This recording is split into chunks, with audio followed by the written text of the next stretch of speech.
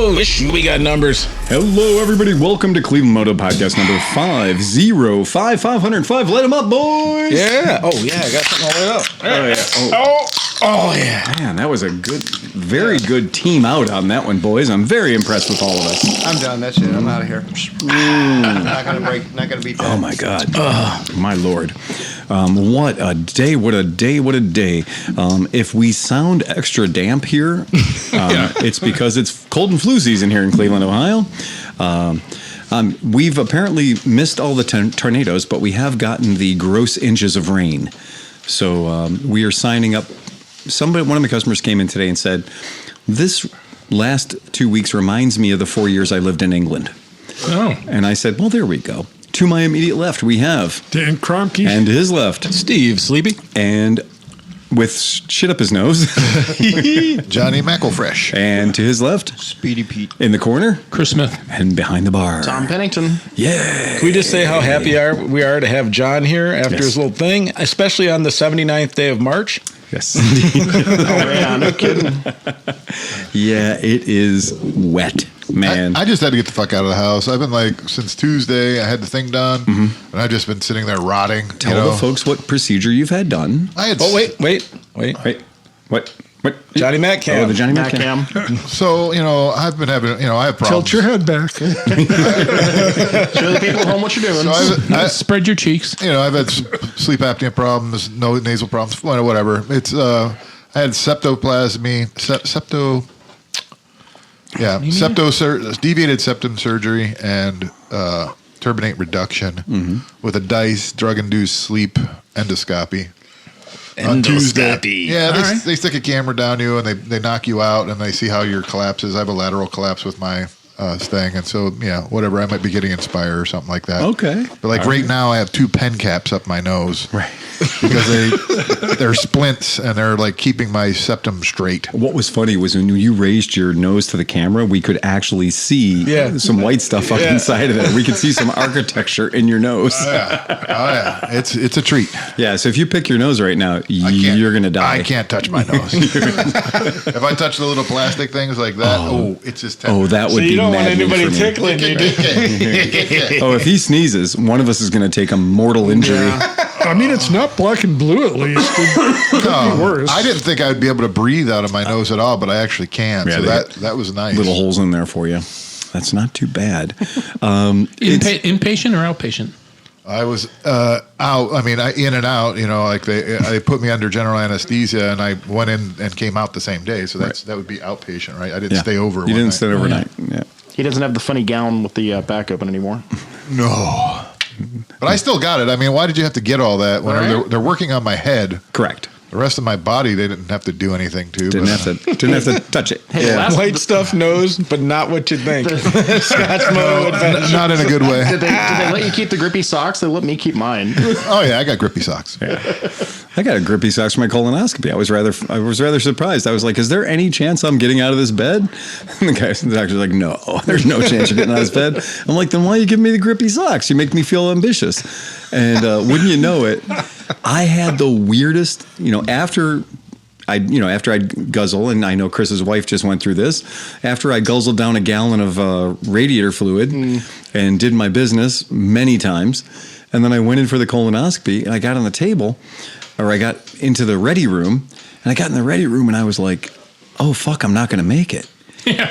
And one of the nurses come by, and I said, "Hey, I'm already hooked up to the plumbing, right? I already got an IV in my arm." And I said, "I'm not going to make it. I need to go to the bathroom." And she goes, "No, you don't." And I said, "Oh, yeah, I do." And she goes, "Number 2?" And I said, "No, number 1." And she goes, "Oh, really? Number 1?" I said, "Oh, it's important. It's a full-on yellow alert." And she goes, "Well, okay, we don't normally do this." And I said, "Well, if you don't do this now, you're going to have a problem later." And I said, "I don't know how long you're fitting to have me in there." She goes, "Oh, it's going to be over like that." And I said, "But I'm going to piss the planet." And so they did. She let me get up and she let me walk with the IV thing, with the pole. I took the pole of shame with me into the little restroom. I had a very awkward pee.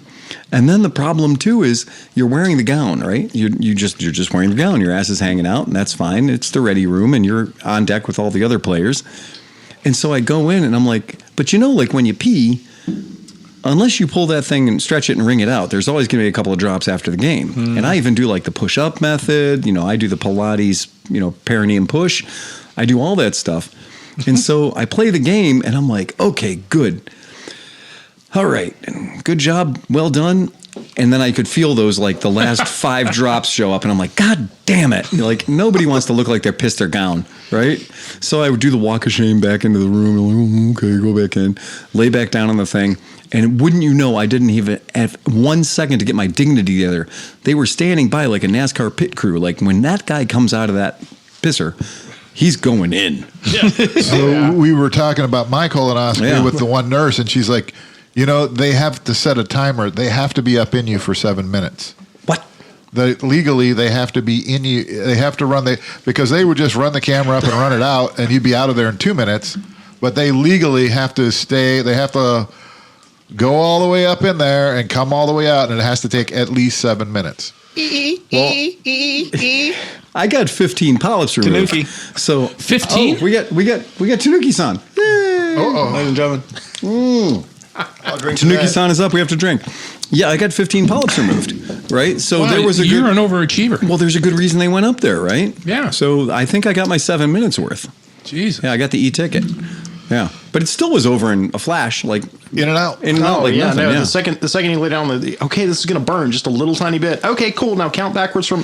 There's no counting backwards. You're on a rotisserie. You're in one of probably 4 or 5 operatories. Yeah. As soon as you lay down, as soon as they have you ready, the doctor walks in, zoop, zoop, up your ass, and looked fucking at the clock, and I made a mental note. I was like, okay, the clock says 9:05 a.m. I was scheduled for a 9 a.m. colonoscopy. The clock said 9:05. They apologized profusely for being late.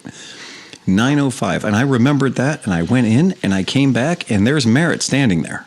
And I'm like, well, that was something. And I looked up, and it said 9:15. Yep. And I was like, that's impossible. There's just no way. Yeah. But that was like that. And I was at the time, I wasn't sleeping at all, and I was like, oh, I can't wait. They're gonna put me in. And I'm like, no, I want to sleep. Let me out. They're like, no, you got to wake up. I felt like a rock star. I strongly recommend colonoscopies to all my friends. I had both at the same time, and it took less than 10 minutes. Really? They went out, met in the middle. They met in the middle. They're just fucking hilarious. You've tuned into Colonoscopy Talk with the boys from ClevelandMoto. Hey, after the DGR, we are men of a certain age. Absolutely Right. true. Well, hey, because they're recommending age 45 now. Time to go in. So anybody out there that hasn't had one at 45, you need to be there. And if you go in at 45, they'll tell you 50. Like they, used to be like 40, 50. Now they're just after I shit in a box and failed. Married shit in a box and fast. They told me after I cannot remember his name, T'Challa. I cannot remember his name. It's going to drive me nuts. But From Wakanda? Yeah. Okay. That guy. Yeah. But after he got cancer and passed away, they were like, no, 45 now. Okay. All right. So that was the last IG or GI doctor I talked to. It was like, I feel like mine was money well spent when they were like, well, we found 13 polyps. And I was like, whoa. Okay. And they gave me class photos of each one of them. So I got photographic evidence of them. And they were all rather small and insignificant looking, but one of them looked like a thumb. And so the one that looked like a thumb, I was like, well, I'm happy we went there. Yeah. Yeah. The one that looked like a big fella. Like it was starting to develop eyelashes. Chadwick Boseman. There you go, Boseman. That's it. Because Scott's Moto Adventure popped up and said it. Yeah, there you go. Yeah. Chadwick Boseman forever. After he passed away, they changed the age to 45. It is just that. It is just that kind of a thing. We're going to start a podcast today by, first of all, talking about our butts. A big thank you to everybody who did the DGR. Well, Pete said something about he just went to got his prostate checked. Oh yeah. What was the deal with that? What was the deal with that? So I went there, and the doctor said, try not to get an erection, Paul. And I said, my name is Peter, not Paul. He goes, no, I'm talking to myself. I'm Paul. Love it. Wow, that's a good one. And today's news events, okay, I'm just going to say, I want to put an asterisk after the word KTM for the next 5 years because they have released news release upon news release upon news release, but my golly, by gum, 3 months ago, Tom was right. Tom was absolutely on the money. Yes, Tom, you get the absolute. Hold on. First time in the history of the show. Breaking news from ClevelandMoto Podcast. Tom got it right. Stefan Pierer, the guy who's been pulling our dicks for about the past year about the entire KTM thing. No, really, I promise you, I'll give you your money. This guy shouldn't be able to get a loan for a fucking gas card for the rest of his life, despite his billionaire status, because I pulled it up. There is a news story from not 1, but 2 days ago where he's being, oh yeah, everything's done. We're paying all our bills. We're good. We're being, business is being taken care of. It's going to be KTM just like you're used to knowing it. And now we have to say, if you'd like a side of curry with that, because yes, Bajaj has come to the rescue, and Bajaj is now undoubtedly, unequivocally, the parent company of KTM. Done according to the courts, finished. Wow. Right? They need to get some regulatory approval, of course, at this point. But this is the White Knight. Do you want to know who the White Knight is? The White Knight is riding a Chetak. Well, now the foot pegs won't break. They'll just bend and you can just put them back. KTM, now made of bendonium. Right. The KTM 390 hasn't changed one bit. Well, they were always made of bendoverium. Right. Yeah. This is a big deal. $901 million. Just a blonde one, short of $1 billion. How much is that in rupees? Oh, it's all of them. Rupee? Yeah. They had to print more. That was it. Yeah. Now here's the interesting thing. The money. The money is just crazy. The money's insane that has changed hands thanks to this, Pierer, thanks to his behavior. His behavior, I got to say, he spent a government's amount worth of money in the past 3 years. He spent money that not only did he not have, but his investors didn't have and nobody else had. And everybody was just willing to extend him that line of credit. And I guess when you're that guy, when you're a billionaire, people just are like, yeah, sure, of course I'll loan you the money. Now, in this case, a lot of people are going home penniless. But Bajaj did get the deal of the century. And I think it's like we talked about. We waited until they were financially fucked enough that by Bajaj got KTM for about 13 cents on the dollar. Yeah.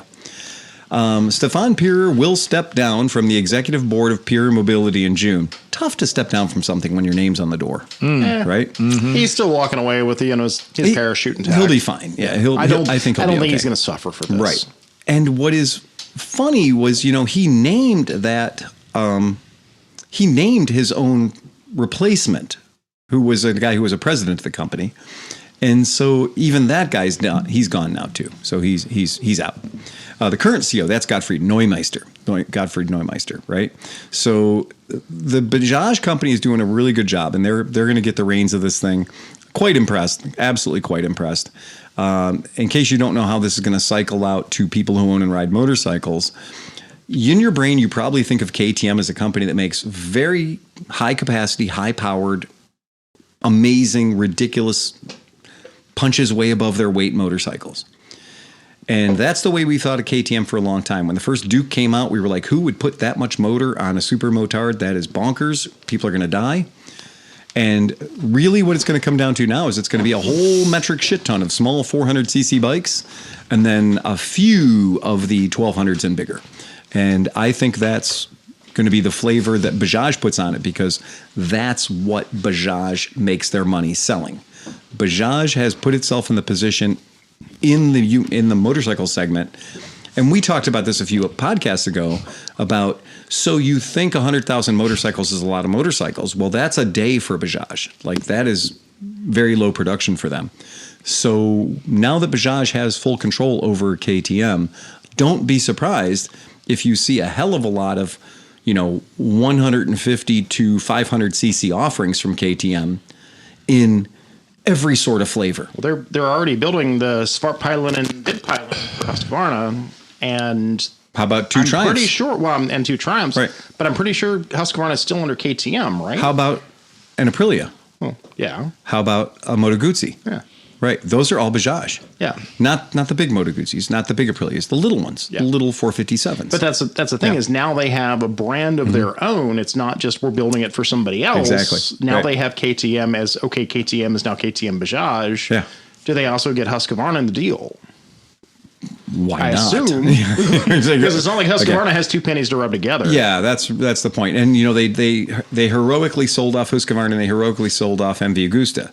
How long before the people that bought those back at discount prices are tapping at Bajaj's door, going, "Well, we own them, but we'd really like to build them." Right. Right. Can you make them for us? Right. Because neither of those companies built factories. They just bought the name back.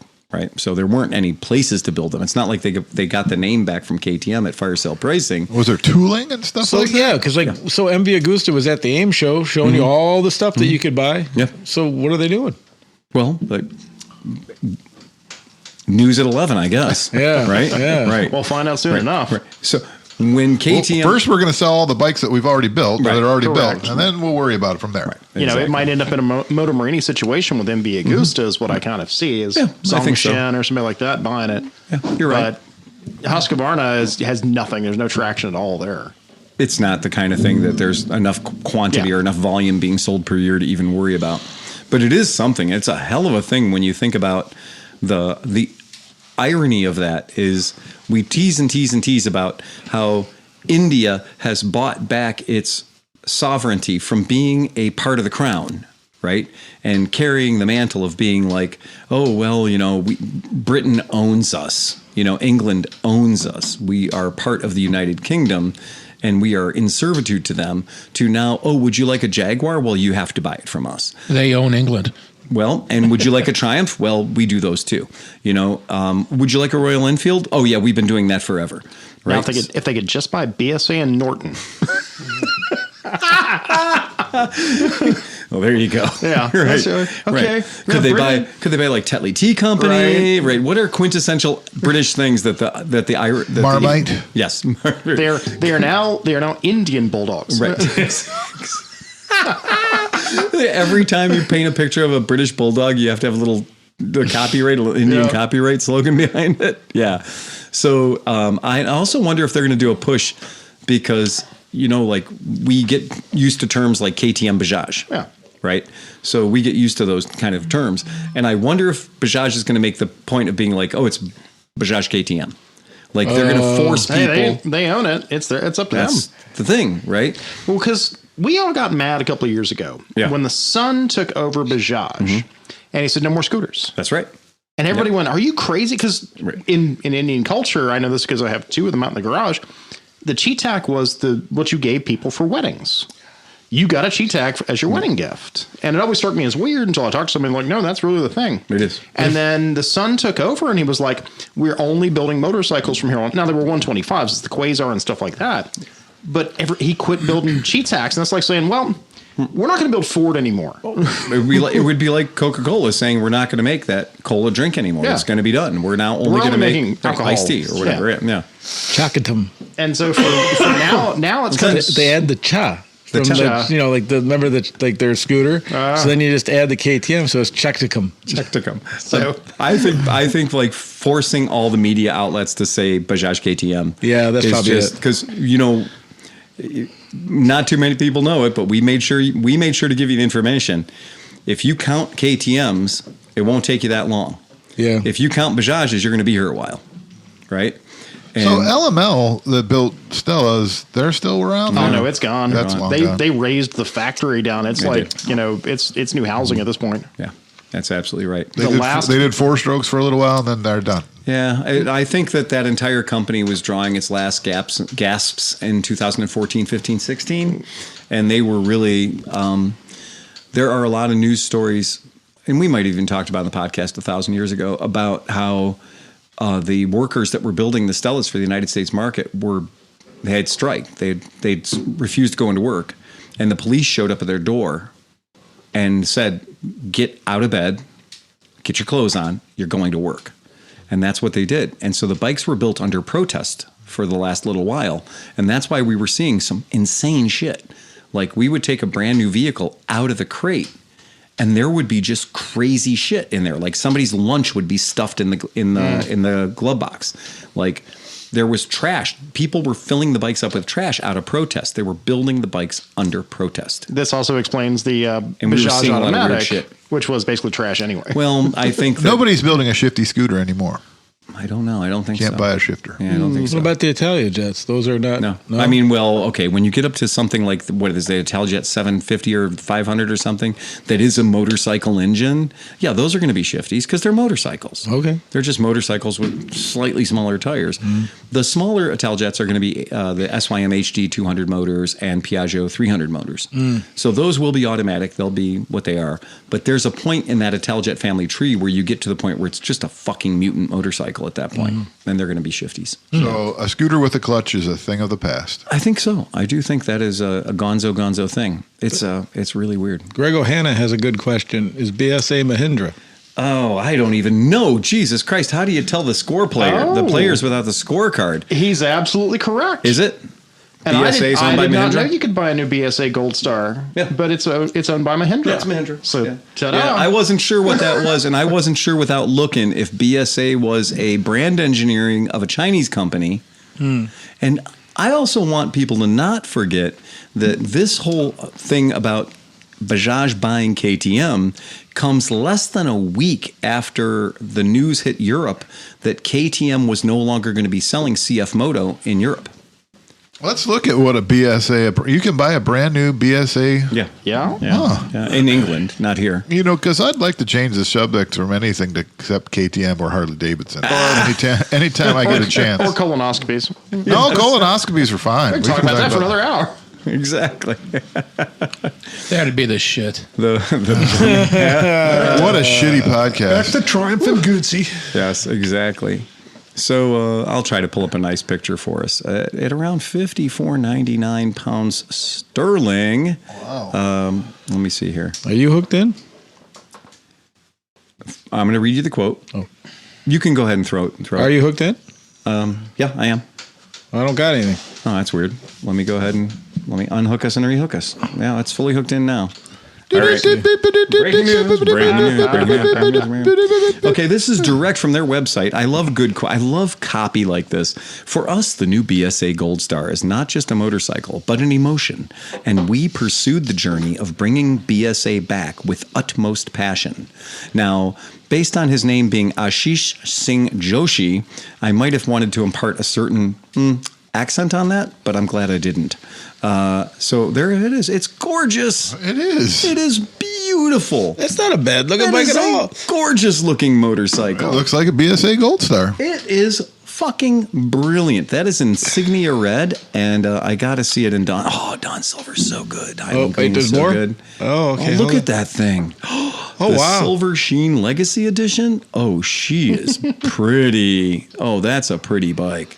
Yeah, that is every bit of what you'd expect that to be. Oh, you need Oh, to be there a you BSA dealer. Yeah, That is man. really, really pretty. If That's it a even nice just, looking bike. if it runs for like a year or two, I'd still buy one because it looks so good. And they did nail the look of the motor. They really did. They did capture that because I've owned a Gold Star and I've owned a Royal Star. They nailed it. What's I the bet price that's on fuel injected. $54.99 in pounds. Hold on, we got an opinion Yeah, already Okay, coming go ahead. in. Here you Lay go. it on me. The new Gold Star is so bad the BSA dealers won't take them back as trade-ins. Customers are very, very angry. And Greg's checking in from Ireland. He's so he checking gets- in from he gets Ireland. first-hand account. Just like Tesla. I guess the British flag flying up at the corner of the the suspicious British flag up in the corner of the copy should have warned us off. Oh, so yes, how quickly our dreams go to dust.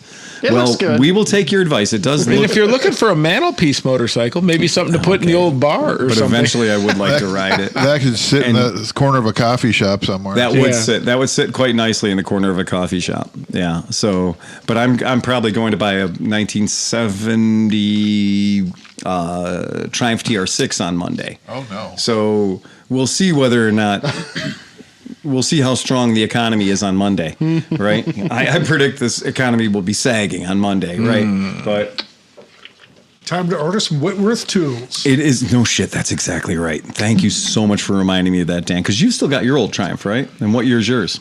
64. 64. Why are you buying a Triumph? It's one of those first right of refusal deals where it's Will Stoner's bike. Oh. And so he'd given me first right of refusal years ago, and it's finally happening. Okay. But what's happened is I'm not the same person I was 10 years ago. So when is Joe Casolo coming up to get it? Yeah, thanks. It'll be another one that's like, yeah. Hey, Joe, what do you got this week? Hey, Joe, guess what, buddy? I just paid too much money for a motorcycle for you. Wow, that's good to hear that they're horrible. I'm really happy that they're horrible. For me personally, that's nice. Oh, too bad Grumpy Sir Guy's not here. Does SWM still make the 100cc Woof? Isn't that what Steve had, or do you have 100? That was SYM who made the Wolf. Sam Wolf was Yeah. the one. Was a 125. It's not a 100. It's a 150, I think. Oh, right. 150 Yeah, because it was And better he, than the. He still has it. He bought it back. Oh, those are really cool bikes. Do they still make them or no? I don't think so. No, I don't think they still This make them. week, I mean, Sim's only been through 3 different wholesalers. Did this one burn down yet? Under accidental circumstances? Hopefully not. Right? They do still make the Laser 6. That's SSR is selling the Laser 6. I still get phone calls on that. And every time I get a phone call about the Laser 6 moped, a bike that Steve loves very, very much, what happens... Not me. Hoffert, correct. Yeah. Every time I get a phone call about the Laser 5 or the Laser 6 moped, the phone call is always the same. I want to buy that bike. And I'm like, okay, great. Why? Well, because I really like the way it looks. No, that's not why you're calling me. Why do you want to buy the bike? Well, because I like small displacement motorcycles. That's not why you're calling me. Why do you want to buy the bike? I lost my license. Ah, now the truth comes out. You want to go to work and you don't want to ride a traditional moped. Yeah, and you heard that these have pedals. Yeah, and nothing else on the planet has pedals these days except for electric bicycles. You're right. Okay, so do you want one that bad? I do. They're about $2,500 out the door. Okay. It goes like 35 miles an hour, top speed downhill with tailwind. Okay. And we will never work on it for you ever again. It is done. You are a fucking orphan at this point. Nobody loves you. You can throw the picture up. And this thing does in fact come with pedals. And if you look extremely carefully, you can see them. They're hiding. They're in their hidden position. Now, here's the irony, is those pedals are hooked to a crank. And that crank does not have a chain on it. The bike does come with pedals. There is no means of making the power that you put through those pedals go to the back wheel at all. Period. And it would go faster if they did. Yes. Well, absolutely. that's called the loophole. They must have not said that you had to have the pedals. Just said must have pedals. Must have pedals. Because they assumed that that would. And that's the way this bike comes. This bike comes with pedals and no method of moving the energy from the pedals to the back wheel. And of course, they show in the picture, pedals are equipped, which is real. I always get a laugh out of that picture when I see it, because I'm like, yeah, that's great. That's so you can try to legally sell it in states that do that. But guess what? Where's that chain going? That's the point, is in this particular image, there is a chain there, but when you'll be opening up the crate for that, you will not be having a chain. You will be having to supply that yourself, because you can pedal on that thing all you want. You can't make it go forward. Yeah, because Pete's right, because that's the side that the chain is, the actual drive chain is on. So are they connecting a 120 chain to a 420? What are they doing over No, here? that's not happening. Yeah. Right. That is not happening. So in other images, you'll see You have to switch. You have Yeah. to switch the chain over. That is exactly correct. So you go from putting the chain on the motor to switching it over, and then you can pedal it. That's exactly You can't right. do both at the same You time. cannot do both at the same time. I don't know about the Laser 6, but the Laser 5 also had the really clunky dual range transmission where you had to physically move. Physically had to move the lever. Yep. Yeah. on, You had to man. go from low range transmission where it was legally under 25 miles per hour for most states, or you could switch it over to high range transmission where it would go up to like 35. Yep. Yeah. This is all that stuff that they're just building a bike to dance between the raindrops for people with a DUI. That thing looks Yeah. like a minimally challenged offspring of a Janus. It does. It absolutely. Well, Honda made does. something. Steve liked it because Honda made something exactly. They made a like version of it. Yeah. It wasn't the SS. It was I forget. I can't remember. Yeah. But there definitely was a Honda that was in that, of that ilk. That's like a copy of the Honda. It sure is. Well, that's kind of what China does. It's kind of the game. Yeah. Hey, Chris, can you talk to us about what Janice has got going on? That was a buddy? Tanuki. I didn't even. Tanuki. Oh, Tanuki's Wait. pouting. It's okay. He's gone now. Talk to me about Janice. Yeah, so we got an invitation to come to the Janice rally and do a podcast out there, September 19th, which is a Friday. It's kind of they're throwing it out there to see if we would like to do it. They'd love to have us out there, but that would involve, I'm presuming, driving out there and sitting around and entertaining their crowd with the ClevelandMoto podcast. And so I just wanted to throw it out there. I talked to Grant today. Mm-hmm. He just wanted to check and see what the level of interest was. And so when is that event? September 19th. September 19th. Okay. Yeah. Well, that's easier for me for sure because, September, we've got some time. We've got some holes in our schedule. Aren't too bad. Yeah. So September does work for me a lot better than like if it was June. And Cinch, I was thinking if we decide to do this, you could kind of dictate what kind of equipment they'd have to have available for you to broadcast it. And you don't have to talk about it now, but no, but I was just thinking if we do a remote one like that, it would just be much simpler. We just take one or two things, set it up, and it wouldn't be that hard. Especially with your we have an 8-channel road unit, so we could do that and then just do one line out to an amp or something. Or even but we could also stream it if they have Wi-Fi. Yeah, so as long as I have an input, I mean, it might not be as pristine as we usually have it, which will drive me fucking absolutely crazy. But all right, anyways. Well, that's a really good invitation. Yes. Yeah, I absolutely love that. Sounds fun, actually. And in the People Love Us column, hey, Dan Davis, one of the folks at the Crawford Auto Museum, who was present with his spectacular mustache at the DGR. On Tuesday, I was delivering mini bikes. I was delivering my 2 De Blasi folding mini bikes and my Motocampo to the museum, the Crawford Auto and Aviation Museum. That's got to be a little bit exciting to have your stuff in there. It is always. It's always exciting to know, like, hey, they like my shit enough to put it on display. Yeah, and super cool. But it's also not like Bob's House of Motorcycles Museum on the corner. Like this is like a nationally known big kind of deal. It is a big deal. Yeah. And it's a big display. How long are you leaving them there? 17 years. Okay. Or until they sell, whichever comes first. You want to buy those? They're at the museum. Go buy admission. You'll be fine.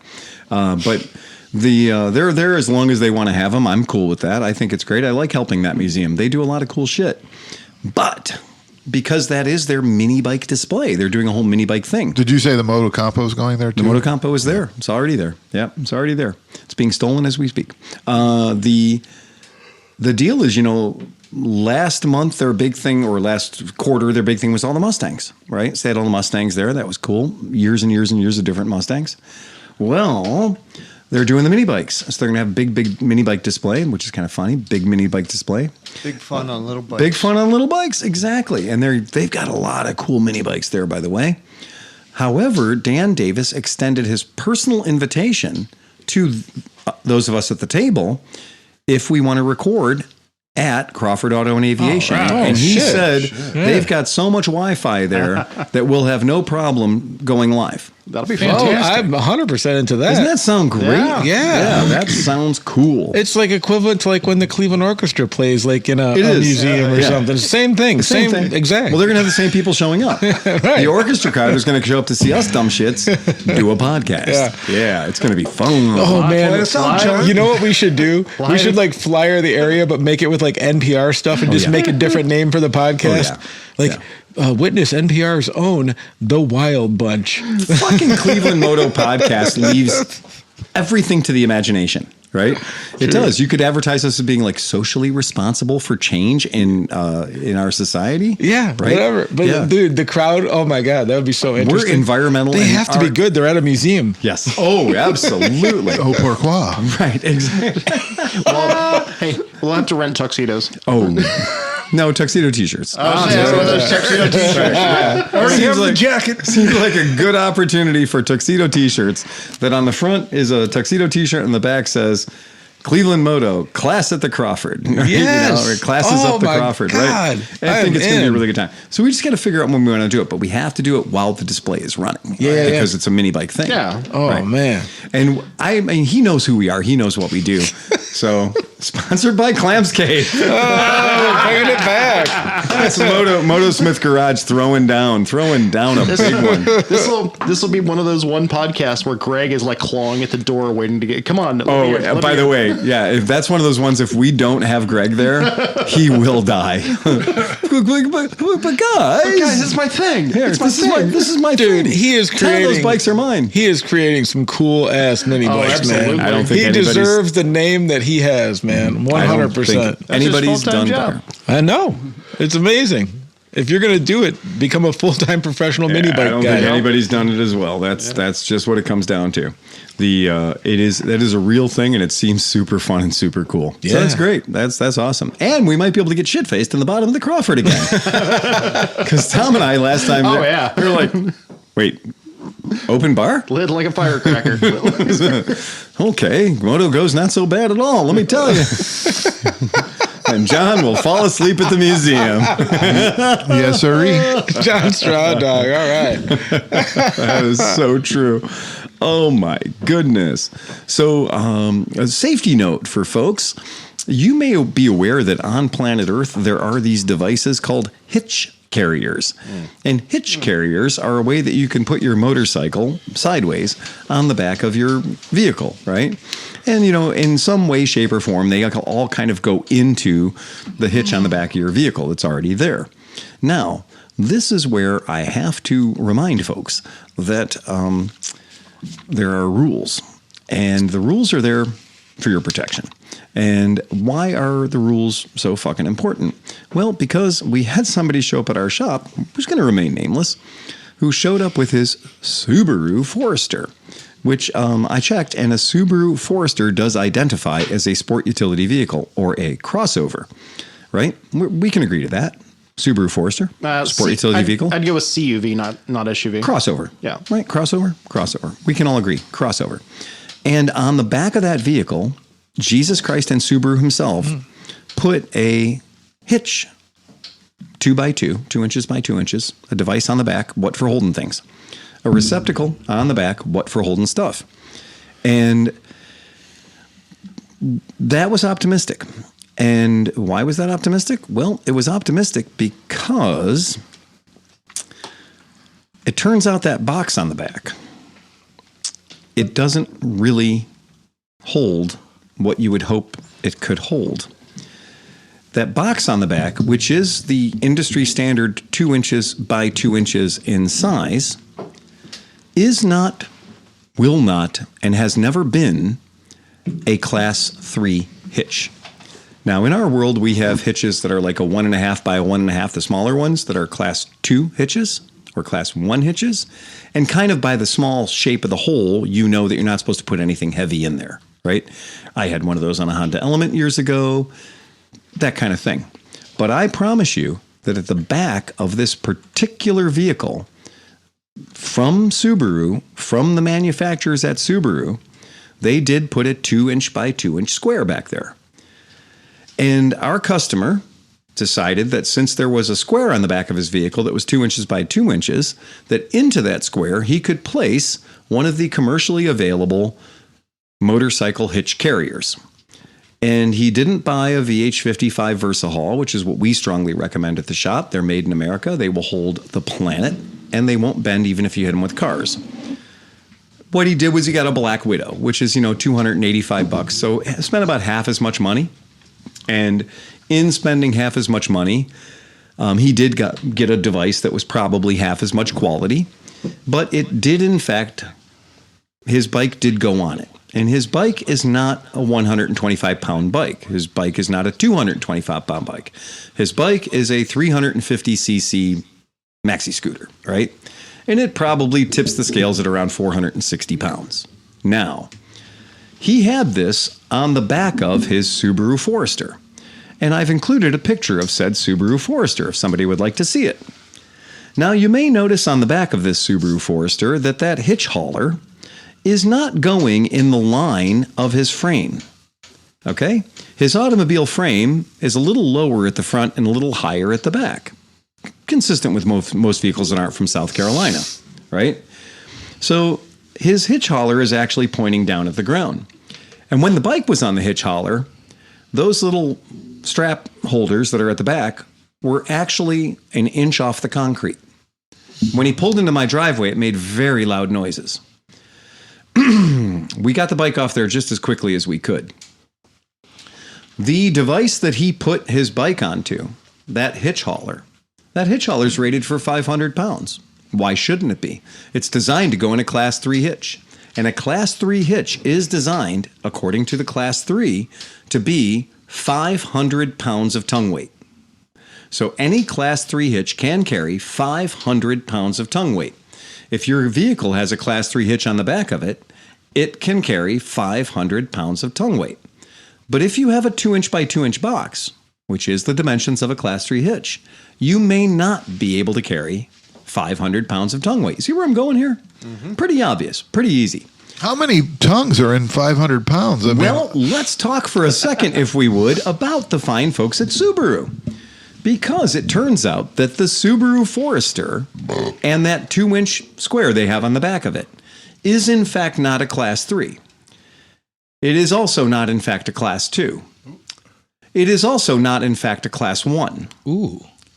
It has a maximum tongue weight of 150 pounds. Yipes. That's not even a me. Okay?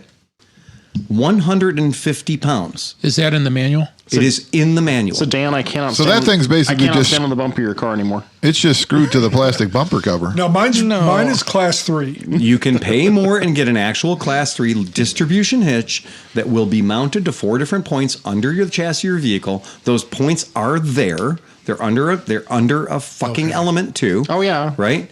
I put a Class 3 hitch on an element, and even in the kit that I bought my Kurt Class 3 hitch in, it said, this is a Class 3 hitch. Right. It does not make your Honda Element into a Class 3 vehicle because a Class 3 will exceed the towing capacities of a Honda Element. Especially with the standard rear shocks. Mm-hmm. Ask me how I know, and Exactly. They're just not built for it. However, now, the tongue weight is only 150, which means that this bracket, this device, which was over 80 pounds, A lever. is a lever, and it's hanging 2 feet off of the back of the tongue. So if the tongue weight for that box hitch is 150, and you move a great portion of that weight 2 feet back, leverage is going to win. Okay? Now, The immutable laws of physics. thank you. You cannot change the laws of physics. I mean, we sell stuff at Summit, like weight safe things and stuff, where it actually, because when you get up in higher weights, you have to know exactly how much tongue weight you have, because especially, whatever you're pulling. So they have, the hitch receivers with the actual measuring devices that show you exactly how much weight you're putting on the thing. Absolutely. That's how important it is. It is super important. Yeah. Now, here's the thing, too. Keep in mind, would you like to know what the towing capacity, how heavy your trailer is allowed to be out of that 2-inch by 2-inch box? It's 1,000 fucking pounds. Maximum 1,500, 1,000 pounds for drives longer than 5 miles. Well, we've never gone past 5 miles, have we? So if you're going past 5 miles, you'd better have, it's 1,000 pounds, okay? That's not very much. The U-Haul trailer, the U-Haul garden trailer with nothing in it, exceeds the weight capacity of a Subaru Forester. Basically, it's supposed to put your bike rack in it. Bicycles. A 2-inch box carrying a couple of bicycles. That's what it's meant to carry. That is what it's designed to carry. I looked all over that cocksucker with a flashlight. There is no expression of legal load limit carrying. It's consult the manual, and the manual clearly says 150 pounds with a maximum of 1,500 pounds trailer weight. Now, at 150 pounds, now I can promise you that bike weighs 450. The rack it was on is at least 80 pounds, and he had a top case and a windshield on it too. So we know that guy's kicking a can down the road at about 600 pounds. Okay, that's why With no other support, just no other this fucking support, thing. just a 2-inch box. It had to be going that like was this. welded to the unibody. So I looked at the box, and the box is not 4-point suspended, distributed over the unibody. Right. It is literally just tack welded, a 2-inch box made of very thin steel that is tack welded to the body. And I mean, you look at a Class 3 box hitch. Oh. My van has a Class 5 box hitch on it. It can pull the planet. Dude, Okay. Dead Guy Dodge has a 3, and it's like a fucking metal tube this big. It's at with least a this quarter thick. of an inch thick all the whole way around. This was not an eighth of an inch thick the whole way around. This was like sheet metal. And that's why when this thing came in and it was touching the ground when the bike was on it, I grabbed it once the bike came off of it, and I grabbed it and I lifted it up and I bent the car.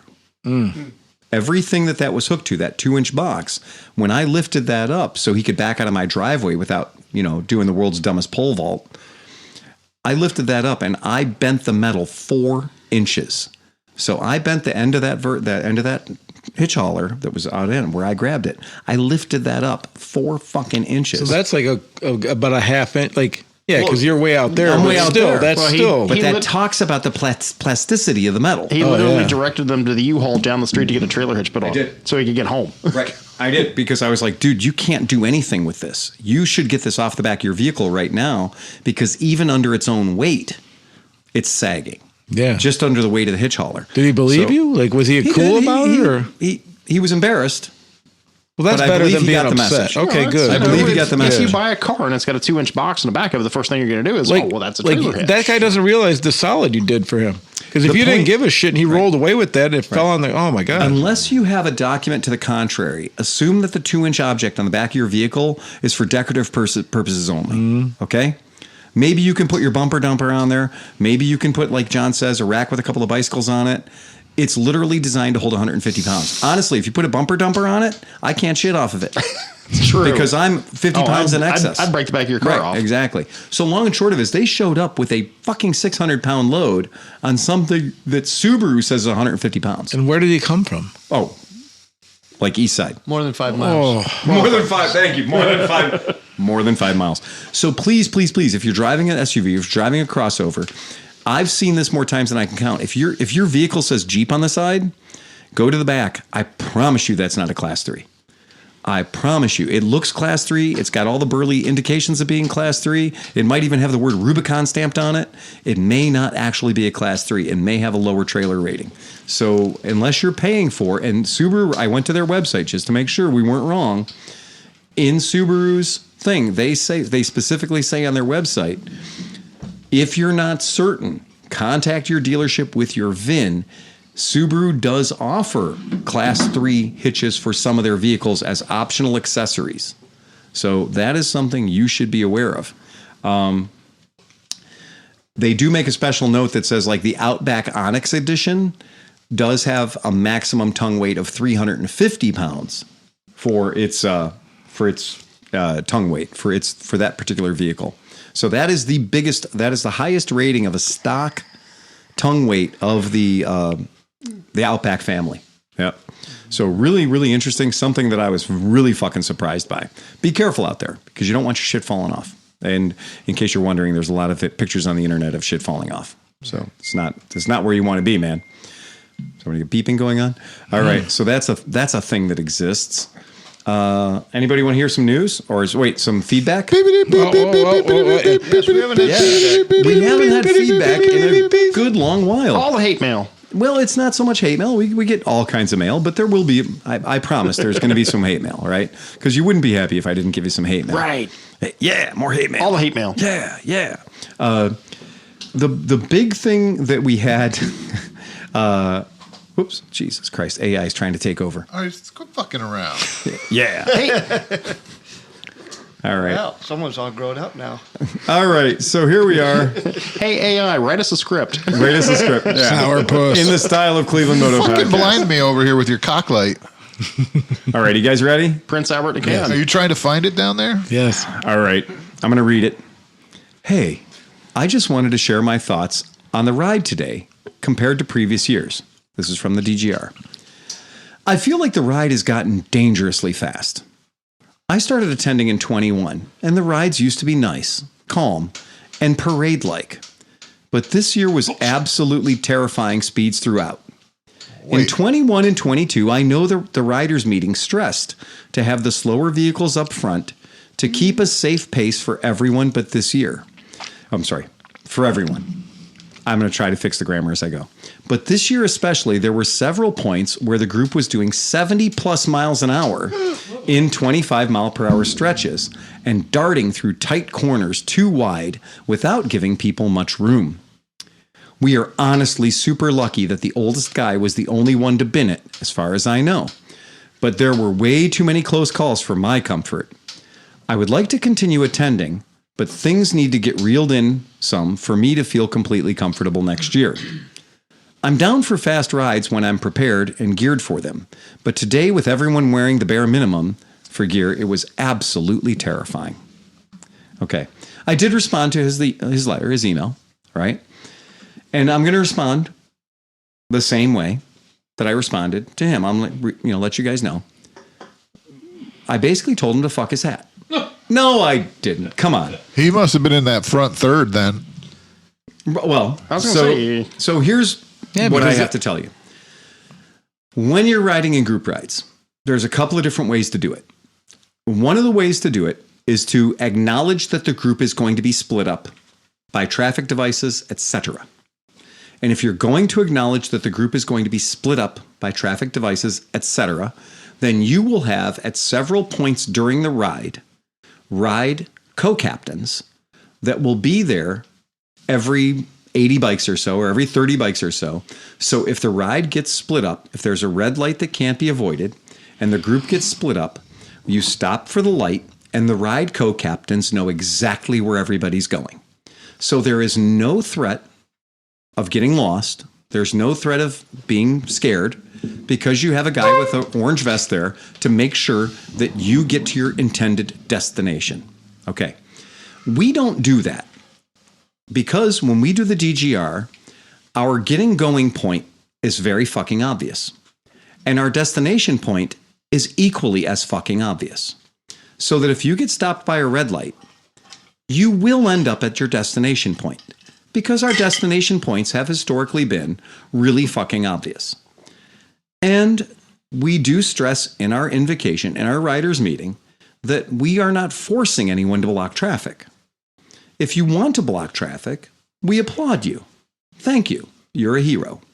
We will all pat you on the back later for your heroic endeavor. Thank you. You were a good guy. We love you. I know you do. However, if you block traffic the old school way, and which means you're going to pull out, you're going to be at the front of the ride. I'm going to post up when the intersection's out near a hairy intersection and I'll stop until we achieve the green. And I know we can't make it through in one cycle. We have 229 bikes. I will point to the intersection and 2 road guards will go out. And the problem with that is when you have road guards that when 229 bikes have gone past them, then the road guards feel compelled to go 193 miles an hour to catch back up to the front of the run so they can do it again next time.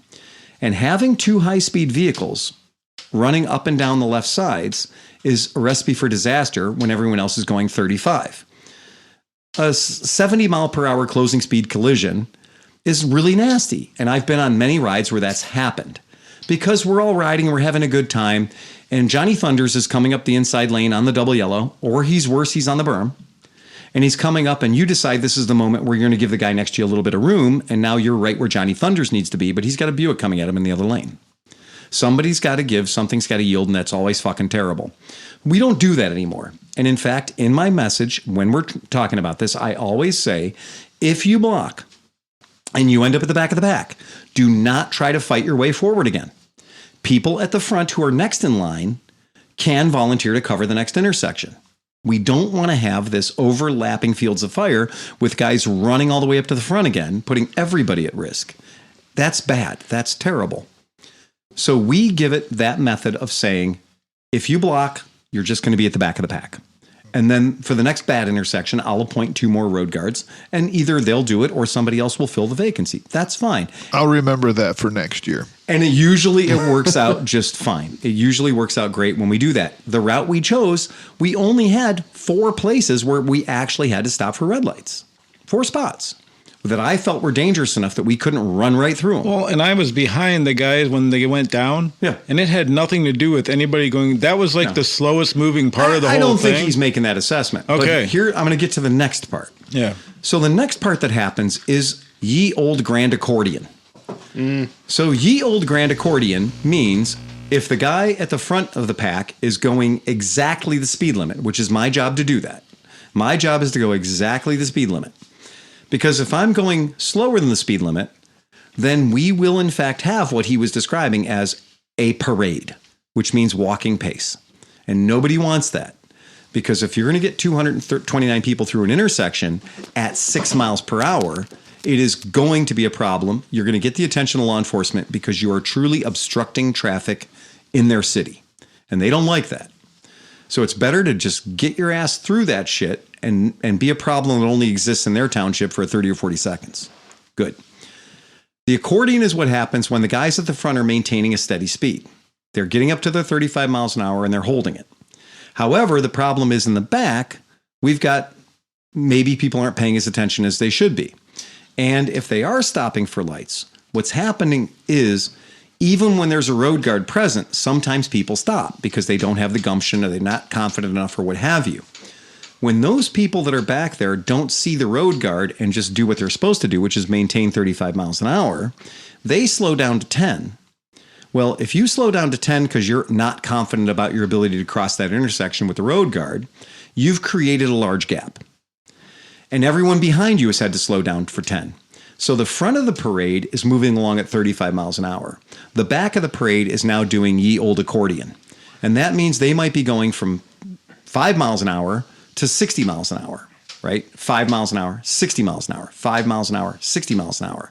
And when you get the accordion, that's when the situation presents itself to what this person is complaining about. Now, if you were going 75 miles per hour, fuck you, okay? You don't have to. There's no point in this event that you have to go 75 miles an hour. The last 3 turns of the thing, once our lead group was in the metro parks and I knew that there's literally nowhere else you can turn, yeah, I wicked it up a little bit to give the people some fun and we could do some strafing of the turns in the metro parks. I took it upon myself to do that. But by that point, there was not another single traffic control device after that. And it was literally just, you're just on this road until you get to the castle. See, my observations being there and seeing all the people moving past, there were a lot of people that were not doing the staggered thing. There were a whole bunch of people riding just big old packs of fucking 4 and 8 and 6. And they seem to be less experienced riders. Right. Because they fell into that. Because if you're, like for me, I don't have to even think. If I'm riding in a group ride and I'm riding in it, you automatically just keep those distances. Yeah. It just happens. Like if we see each other on the road and we start riding together, nobody says anything. You just get into the pattern. Well, that's a lot of inexperience. Right. Yeah, what happened to you? You killed your own mic. Yeah. There you go. He's unplugged. I had to plug it in. You got me now? Yep. Yeah, we got you now. Okay. Yep. Tom's over there unplugging stuff. Yeah, just random wires. No, that's, I know for a fact we didn't hit 70 miles an hour in the back of the pack because I was riding with 3 Lambrettas and 1 Sprint. So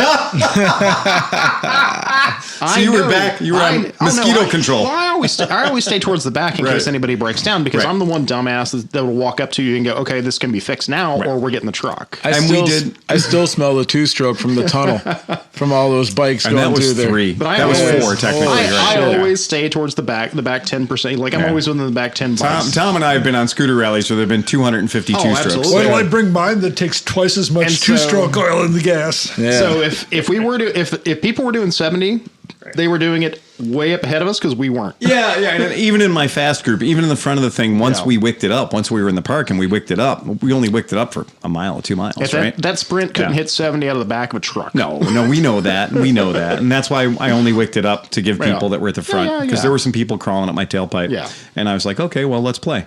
And, but it is, and what he brings up too, and I want to mention this, is he says in previous years, we talked about slower bikes going to the front. And you will remember in my invocation, I specifically said, if you have a sidecar rig, if you've got a 3-wheeler, if you've got something that takes longer to stop, I want you at the front of the pack. Yeah. Because of the accordion. Because I understand that any ride that I've ever done, that I've ever been a part of, despite any level of draconian control, you can't stop the accordion from happening because people are going to be people. Right? People are just going to be what they're doing. They're on a group ride. It's fun. You got your buddies around you. Your head might not be so much in the game for that. You might be like, oh, check it out. We're so many people. And you get a gap. And that gap, when that gap happens, we got to fill that gap in somehow. And it's hang on, I got it. I think that's Dan. No, it's not. Oh, wasn't? I know what it is. A clicking. What's that clicking sound? It's over here. Okay. Anyway, I thought somebody was flicking a pen. I was going to punch somebody. I'm like, what are you doing over there? no, it was our It's craft services. craft services table. It was the heater eater. Fire him. Fire. He's gone. New Craft craft services is services. gone. Yeah. Oh my! Don't you dare do that. That was my breakfast today. I was gonna say that's Craft services was my breakfast. That's Phil's Yeah. lunch. That's Phil's lunch for That next was my couple lunch days. and breakfast. So I did want to read that. I did give you a response. I sent you a response privately, personally, but I also wanted to read it here to let people know that when you are doing group rides, you can have a big bearing on whether or not that accordion happens. So just be aware of it. If you do think that you are going to slow the fucking thing down, either make sure you know the destination and ride your own ride, or get to the front of the ride and stay at the front of the ride. Because even when we did a few years ago, when we did the passport, like the small bike safari, where we had all little tiny tiddlers. I mean, I was riding a 125. Merritt was riding a 125. We led a ride that never went on a road that was over 35 miles an hour. And yet we still had a massive accordion involved because, and the accordion wasn't from the little tiddlers, which were all in the front. We were going hellbent for leather. We were loving it. The accordion was the guys on the big bikes, right? That were, hey, isn't this fun? We're riding around downtown Cleveland. We just blew through 18 red lights. Woohoo, whatever. And they were going like 12. And they had a group of guys that were stuck behind them that were like, we don't want to go 12. Yeah. We want to go the speed, right? So that's what happens. And it's not necessarily the guy at the front. I had intercoms going with a guy at the back. So as long as I was in range with my headset, I was talking to a rider in the back who was kind of keeping me up to speed. And I didn't lose headset range until they had the crash. Right. And then when they had the crash, we lost intercoms. And I was like, well, we're separated now. But we made it 90% of the ride without getting separated, which is pretty fucking great considering how many red lights we went through. Yeah. So it's pretty good with that. So that's a thing. And the traffic was pretty cool. Like nobody really got upset too much. I thought it was very good. Yeah, I thought we had very nice people there when we passed at least 3 cops, and they were like, "Hey, how's it going?" The cops tend to be okay as long as you do the wave, as long as you stop and wave and make sure it looks like we know what we're doing. Yeah. By the way, Redonk just bumped himself up to the $10 message. So Redonk is now getting the punchlines. Thank you very much, Redonk. Mark 68. Yeah, Mark 68. Mark. Redonkershon. Donkershon. Oh, Redonkershon. So that's fucking cool. Gotta love that. Paul Charney, one of our podcast listeners, says that he is headed to DC and he wants to show me how I roll. So go ahead and pop this up. This is one of our podcast listeners, and he's got a hitch hauler on the back of his Goldwing. And on the back of his Goldwing, he's got the biggest fucking igloo I've seen in a long time. Nicely done. American And made. I wonder if the bottom of that can turn into a grill. I think it can. Front and center with the ClevelandMoto. Front and center too, with the yeah. ClevelandMoto sticker. You got our Ukrainian edition ClevelandMoto sticker on that bad boy. Yeah, love that. So he's on his way. He's got, he's a military veteran, and he's on his way to DC on his wing. Nice. Super cool, man. We appreciate that, Paul. Bad ass. On a wing and a prayer. For real. Super, super cool. We got a fresh new member, Michael Murphy, at the $5 level. So cool, Michael. Thank you so very much for joining in the fucking madness. We dig the shit out of that. So we got a relevant question for you. Fire away. On the thing. What comms are you running? So I'm running the Sena 10C Pro. That's the one that has the built-in video camera. It's about 5 years old now. It's kind of old, kind of a legacy edition. Well, that's still a Bluetooth unit. It is a Bluetooth unit. Absolutely. I run this Sena 50S, which is mesh or Bluetooth. Right. Yep. Mesh is the way to go. Mesh is the way to go. You can literally link into a daisy chain of motherfuckers. Yep. And you can pull that in, and that's going to give you so much more range. Spreading out a little bit, it's the way to go. Yep. Absolutely. Yeah. I'm limited by the range of Bluetooth. I'm the technology of your limited time. by that technology. Exactly. What was funny, because occasionally while I was riding, I would ping my finder button, like, hey, does anybody want to talk to me? Does anybody want to talk to me? Nope. No. Yeah, so I was getting a whole lot of no riders within range. Well, that's a nice thing about the mesh. You can go in an open channel, and if you're at a group event and you just say everyone that wants to be on an open channel, just go to channel 1. Oh. Everyone can communicate back and forth. Oh, that's but if cool. you want to have a private group, you can set that up too. So just let's say the ride leaders and the road guards could have a private channel, and then but everyone else could talk to one another. That's fantastic. And that's that mesh technology. That gives you the ability to cover huge distances. Hey, Pete, go to channel 3. Hey, fuck those other guys. Hey, what's your name? My name's Pete. Fuck you, Pete. What's your name? Tony. Fuck you, Tony. Okay, Michael Stewart. Stewart says, I'm going to AMA Vintage Motorcycle Days, and I have ambitions of bringing my 1980 CB400T Hawk to a. Bought it in 2004 as my first bike. It starts and runs fairly decent now, but it needs some love. Will Johnny Mac be there? No, it doesn't say that. It says, it is borderline reliable enough. I might almost consider riding it up there from Virginia. My thought was, is it realistic to get up to Cleveland several days early for Vintage Motorcycle Days and get into Skidmark Garage and do some tuning up on the Hawk? I like where your head is. Maybe hook up with Meckelfresh to bend his ear about it. I don't want to just have someone fix it for me. I want to waste all their time too. No, I want to go over it with someone who can teach me about it. Oh, that was waste some of their time too. I understand the weeks leading up to VMD are busy for everyone, us more than anyone else, getting their own shit together, us more than anyone else. I thought I'm only going to get 12 ready. Ask. Yeah, I was going to say, he has to prepare one bike. Tom has to prepare 12. I have to prepare 12, right? Okay. But I thought I'd ask. Secondary question. I need to secure wheels for Mid-Ohio. Last year, you were generous enough to let me and my sister Emily borrow scooters. Yep. This year, I want to buy one instead of mooching off your generosity. Good. We'll have them to sell. It's going to be like a fucking bodega, right? It is. We're going to have a lot of shitty scooters to sell. But I mean shitty. I mean like shittier than I sell retail. The Black Cat's going to be there, and that thing's going to be amazing. So you get there early. Right on. Right.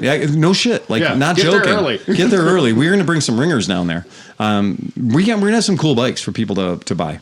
Anyway, can we discuss purchasing a scooter for the weekend? One that I will almost certainly sell on Sunday. Yes, I will. Or if I trailer the Hawk, I'll just bring it home with me. Yeah, that's a good idea. Definitely in the sub $2,000 range. Yeah, that's where we're going to be. We're going to be in the sub $1,000 range. And he says maybe sub $1,000 range. Tall order, but thought I'd put it out there anyways. All this might be better hashed out with a phone call. No, I don't think so. We're about to address it right now. Maybe I'll give the shop a call this coming week. Appreciate your time. See y'all soon. Mike. Hey, Mike. So anyway, your instincts are right. We are going to be busier than a one-legged man in an ass-kicking competition the week before AMA Vintage Days because all of us want to take all the shit down there that we hope to sell, and we can't sell it if it's not running. So it's got to be running. And a lot of the stuff that we take in with the idea of like, okay, this is a shitbox now, but we can get it running for Vintage Days. So that's a big deal. We're going to be very, very busy the week before Vintage Days.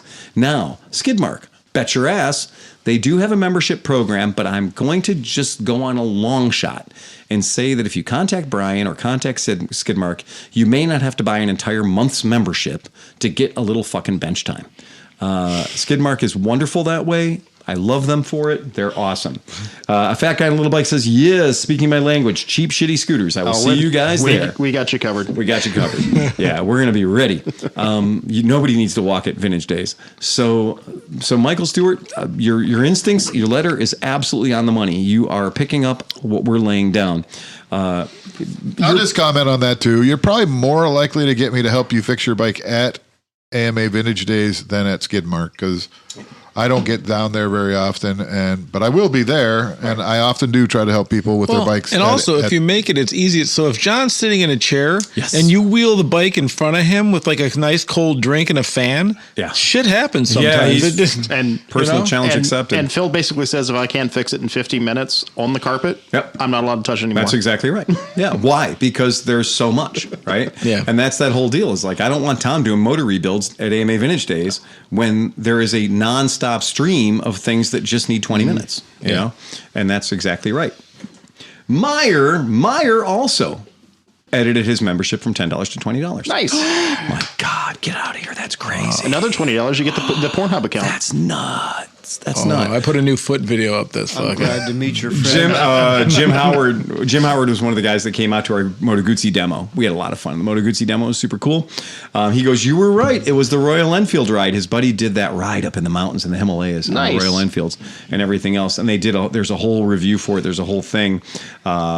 talking about the trip to Nepal to ride the mountains was way more intense than I had imagined. And I've read reports from this trip, this latest one that went, where people were like, yeah, they said if you had a basic knowledge of riding, you're probably going to be okay. And people were like, no, bring your A game. Yeah, we're talking about the top of the planet. They're doing 6 days fucking enduro on. We are talking. Oh, yeah, no, I've seen videos. They're amazing about the top of the planet. Yeah. So I'm always curious when somebody says like, oh, it's not going to be that bad. Basic riding skills. They do call it a Himalaya for a reason. Right. Yeah. And also, basic riding skills for Cleveland are a little different than basic riding skills for like Vietnam or India. Some of the roads are even graveled. Right. Do you ever see the ladies in Vietnam coming down those rice mountains and they have like the whole bike loaded with rice, but then they have to back up and turn around because it's too steep? It's crazy. And it's just normal. Like their babies on their back. My new one are the guys that have the motorcycle, but it's converted to hold 8 people. So they have the boards going across. So that there's 2 little shitty Chinese tires that are like 3 inches wide, 2 inches wide. And then there's literally people hanging on picnic benches off the side of this cocksucker. Yeah. And they have a scale because they charge people money to take objects that aren't humans up and down the mountain as well. Oh. So in addition to the 6 bonus people that are on your motorcycle, maybe 7, including you're also taking 50-pound bags of rice, etc. Up hills like that. I mean, and the Honda. I mean, this is like that. Sorry, this is the whole Honda Cub thing. I'm like, everybody's like, oh no, I need 500 cc's or 1,000 at least, and I'm like, no, the Honda Cub does everything. It's literally people have been going around the planet on that thing forever. Yeah, right. It is so fucking hilarious. It is great. We did get a. Oh, there you go. No, that's a good. This is a good one. I feel like at Mid Ohio, you either get Honda Whisperer or the Bourbon Fairy, and you don't want the Bourbon Fairy whispering to your Honda.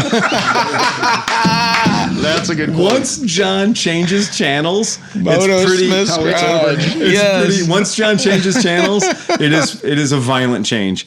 It is once he gets in that mode where he's like, I think I'm going to go out and meet some fun people and maybe cause some trouble. Yeah. Let's see if I can throw some gas on this fire. Yeah, don't hand him a screwdriver at that point. At that point, you don't want him wrenching on your shit. There is a funny thing. I'm not going to read it because I just wanted to say we made a very subtle, and I mean, I had to go back and listen to this. We made an extremely tiny, we did mention 3 letters. It said, Phil, in your last podcast, you were talking about DEI. I feel you neglected one facet of the issue. While I do not tune in to hear politics as your mission statement, and then I'm not going to go any further. Okay. So I did go back and listen because I was going to say, we don't talk about that here.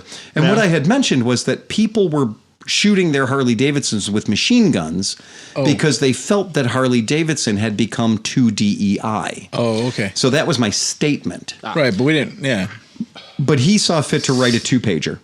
So in his response. So just so you know, if you like it not being a political podcast, don't send me 2 pages of political shit hoping I'm going to read it because I'm not. Yeah, I mean, like, right. Like so your diatribe reached exactly one person long enough to realize, I know what side you're on. Shut the fuck up. Well, and not only that, but like, okay. Like we avoid politics and we avoid religion, but if you're just reading a news source, like so-and-so did this because of this, and that's actually what the headline of the news is, we're not diving into the politics of it. We're just going into the motorcycle story behind that. Motherfuckers shot up some Harley Davidsons. Yeah. And that was the reason they did it. Right. So we're here to point out dumb shit. Hey, Phil. And that was the top of the charts. I'm gonna derail this now. Yeah, go ahead. Swearingen gave us $20. Whoa, Swearingen! Yes, and he plans to do a podcast outside of the shop. He must have missed the beginning. He missed the beginning. He's got to go back. He's been since the beginning, but we were talking about doing the. I think he's outdoors. I think Swearingen's talking about a Cracklecast. Oh yeah. Gotcha. Oh well, you know what? Yeah. As soon as it stops raining, maybe. Well, yeah, no. When it stops raining. Are you kidding me? I just saw the guys building an ark down the end of the street. I'm gonna have to trade for pontoon boats. But once it stops raining, my burn pile is about 13 feet tall. Oh, now. Is it? Yeah, so we could have a fucking solid bonfire. A big Cracklecast. Yeah. Boomcast. All right, last one. Maybe. Graham Smith. I'm here with my tail between my legs. Uh-oh. Asking for a favor, looking for some assistance. I've recently become the owner of a new to me Griezo 1100. Griezo 1100. Okay, fair enough. As I am an especially thrifty individual, I'm in the process of doing some minorly extensive repairs. I'm in need of a Moto Guzzi tool, part number. We're going to give it. It's a spindle nut socket. It's basically a socket with 4 posts on it and a hole in it to put either in a 1/2-inch drive or 3/4 inch drive, what have you. Okay. And it's used for replacing the pinion seal on the rear differential of the car. This actually takes out a threaded nut, castellated nut that goes in that's ID threaded, and it holds a rubber seal in there. It's a thing. It exists. I have one for a Dana 44. If you want me to send that to you, it might work. You can modify it a little bit. So hold on, guys. Hang on. It gets better. How tight's that thing in there? Oh, they're in there. Okay. Yeah, they're in there. And it's deep in there. So you can't like get in with a screwdriver and hammer Could it. you make one out of like a piece of fence post and just grind it? You can make one out of like a 28 millimeter socket. Yeah. And then, but the problem is like, it's got to be a deep well. Okay. And then you got to grind 90% of the material off just leaving those 4 points. This is literally why horror fraud exists. Hold on. Okay. It's a spindle nut socket used for replacing the pinion seal on the rear differential CARC, the anti-rise suspension system. Let me know if you might potentially be interested in selling or lending one of these out, assuming you might have one or two kicking around, or potentially you, Tom, might have a good hookup connection for buying one. I'm nearing the point of making my own. You should. Just thought I'd reach out your way first. Thanks so much. Much love from Canada. Okay, right. So Canada. Canada. Now, I'm going to tell you a little thing about tools. One, I used to have all of them. And then I had staff members that would be like, oh, you need to do that job? Here you go. Just make sure to bring it back when you're done. They don't come home. Yeah. Ever. The road to no empty toolbox is paved with good intentions. Now, here's the problem. The particular tool he's looking for is about $100 American, about $129 Canadian. It exists. It's on the planet. He can buy it. He can get in touch with AF1 Racing. He can get in touch with Harper's. He can get in touch with Guzzi Tech. They will sell him that tool. I will not, under any circumstances, mail that tool to Canada until I have like $130 in my pocket. Now, here's the weird thing. I actually went to our Piaggio Moto Guzzi, where we order shit from. They don't have one. Oh. So now mine became priceless. Right? Oh, right. All right. So now, you're not now I sending did a look on gold the bar. internet, and there are two on eBay, and there is one at Harper's, right? So mine just became more valuable. Now, I'm going to tell you how important this system is to me now, is I didn't even go back and look. Okay? Because I believe in Schrodinger's toolbox. It both is and isn't there. If I'm not looking for it, it's there. If Tom needs to do that job tomorrow, it won't be there. Right. Right? And I will order another one, and then we'll have two. Okay? Because Schrodinger's toolbox, that's exactly how it works. But if I am one of the guys that used to work for me, who was like, sure, you can borrow that to do the job. Right? Now Schrodinger's toolbox, well, we know it's empty. Right? It just became a regular empty toolbox now. So just to let you know, I'm not trying to be a dick. I'm just trying to tell you I run a business. And if that tool isn't there, I can't do my business. It'll take me exactly 10 minutes to look for that tool. And if I don't find it, I'm making it. No, you're not. Oh, no? No, you're fucking not. I'm going to order another one, right? That's what's going to happen. Let's not do it till we need because it's going to take you 30 minutes to make another one. Sure. Right. And that 30 minutes means that is exactly what we would have paid for the tool. The 10 minutes you spent looking for it and the 30 minutes you spent making it Sure, that's an hour. are exactly the amount of time it took me to buy that tool. So no, it's an easier thing. It's easier to quit by not starting, Timmy, right? Yeah.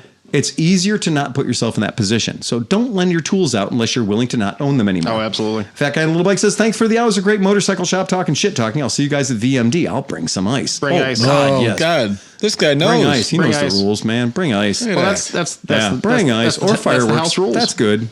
Bring ice. Whiskey goes with ice. Whiskey goes with ice. Bring ice, booze, because we will have the full bar again. And remember, I do like plants. Absolutely. Bring water, bottled water, individual ones. That'll be fine. Any plant Any material. food you want to hook up. Sleepy, go ahead and throw this one up for me. There you go. Perfect. Oh my God. Perfect. Perfect. Yeah, perfect. We have a submission of a logo for the logo contest. Now, the problem is, artistically, we can't see the C or the O. So right now it's Cleveland Mott. Cleveland Mott podcast. It needs to come out just a little bit. So wee you get the bit C and the more. O. But well, I do actually, you know what? You know what I'm cut saying? the nuts off the Tanuki. No, listen. This could be the dopest thing. If they move Cleveland Moto up and the podcast down, we'd have a 3-rocker patch, and it would be fucking amazing. Wait a minute. We can get them on cuts and roll around Mid-Ohio like champs. Hang on a second. We got something even better. If you take the bikes and bring them down just a little bit, and turn the helmets into a C on one side and an O, the helmets become the C and the O. Joe, I'm pulling this up for you, Joe Troy. You guys, can I get a second? Give me a second, Tom. I want to make sure it's perfectly clear. Joe Troy. Joe Troy, if you're listening and you're not watching, because remember, a very small portion of our audience watches, but a large portion listens. Joe Troy, we've just put your art up here, the rainbow Tanuki. Oh, God, it's so good. It is. We've just put your rainbow art up. So the answer is move the Cleveland Moto up so it's a rocker above, and the podcast down so it's a rocker below. Do everything exactly the same because it's magical. Yeah. The rest of it's perfect. The rest of it's perfect. But that way we're taking on... And we're doing a 3-part patch. And I'll tell you what, if you're going to step to me with this 3-part patch... Yeah. I'm going to kiss you. If you think we're trying to intimidate your gang, you might get to see my dick. Yeah. If you think I'm rat fucking the whole system, if you think I'm rat fucking the Brotherhood system, you might get to see my dick. It's really hard to punch a naked guy. Yeah, it is really hard. Yeah, especially a greased up naked guy. I'm just saying. I'm just saying. I would make the helmets the C and the O is the only thing I would get consider. I'm with you. Just bring it up, but you're right about the 3-part. Yeah, bring it up and make the left guy's rider the C and the right guy's rider the O. That's right. And then and you could make. But this has a lot of potential. I like where this is going. I do too. I just wanted to bring it up because I think it's fucking beautiful. Yeah, I mean, at some point when we finish this, it at least has to be a sticker at the very minimum. It's a very good sticker. It's if we can make it the glittery, the 70s glittery stickers. I'm on it. I will get pricing. I will find the manufacturer. I'll take care of that. Those sticker people never stop calling me, man. That is so cool, guy. Man, I gotta say, Joe Troy. Man, that was a winner. You made us all super happy with that one. Yeah, that was a good one. Another $5 buy-in. And we got another $5 buy-in. Another $5 buy-in. Oh, Scare Raven. And then he said, so hard not to punch the guy. Oh man, I want to hit you so hard, but I'm gonna get the gay on my hands. Michael Zimborski kicked us a $7.50 membership. That is halfway between. That is he's dancing on a very decidedly non-committal. Yeah, that is he's taking the back rub, but he's not sure he's ready to go all the way yet. That's all it is. That is exactly what it is. We have the remote control in our hands. We've almost picked a movie on Netflix. Yes.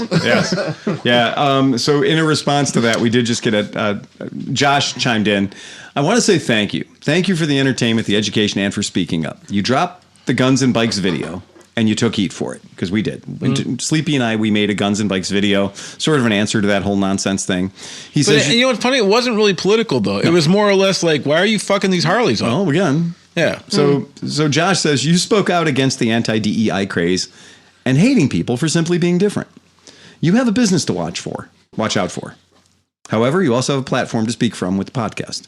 You take that risk, and it speaks volumes about all of you. Yeah, we love what we do here. We also love every fucking body. Yeah, right. And we don't want to see anybody have a bad time. Well, how long did it take us to find enough weird people that we feel comfortable with everybody that we like? So we're comfortable with people you don't like, Sleepy. Let's be honest about it. No, but I'm saying, and then we show up and we make it weird. But that's my point. Is like we said, you get the point. In case the place wasn't weird when we showed up, we lay down some weird for you. Yeah, that's what I'm saying. It's good. Ooh, can we make the dirt bikes unicorns? No. Okay, I think it was good. I think it's good. I gotta say, it makes me really happy. It makes me happy to see our podcast listeners playing along. And when something like that, which can be a bit of a powder keg issue, when that happens, there's a take. Everybody has a take on it. So that's great. I'm very happy. That makes me. It's like, okay, these guys are all cool. They get it. That's rad. So that's a good thing. Like, Yeah. it happens. And that's why we don't do politics. That's why we don't wander into that. And you see, like, just that touch, just like that little... Which was so weird. It was just part of a fucking story. It's part of a story, but just that, people are ready. People are like, they're poised. They're sprung, loaded, and ready to launch. They need to get out and ride their bikes, man. Well, I think that as soon maybe... as it stops raining. What if that happened? It's just finally got nice weather and everybody was just nice. Right, that would be great. Be like, fuck, man. Oh, hell is all around. Just needed some fucking vitamin D, dude. what was wrong with me, man? Yeah, you didn't get any vitamin D. Was it the Johnsonville Brats commercials now, which are like, y'all need to shut the fuck up and go have a hot dog? I mean, literally, that's the entire commercial. Shut the fuck up and go have a hot dog. Shut the fuck up and go have a hot dog. You guys know we've been kind of happy. We've been super happy about the new Triumph 400s. Yeah. They're cute. They're adorable. They kind of look good. They look neat. I got to ride one around. I was really impressed with it. Really a cool little bike. And they've got a new one. And Sleepy, throw this picture up. Oh, Damn. Nice. Oh my God! It's even the right color. Yeah, they're making a scrambler, boys. It's not a scrambler though, like the scrambler we got. It's better looking scrambler. Like it's actually looking like little knobbier. it's got pie plates. It's looking knobbier. It's looking like more legitimified. Yeah. And it's really, really cool. The problem is not for America. India only. But that's not going to last. No. They say that, and that's going to be now. And it's like, we don't want money.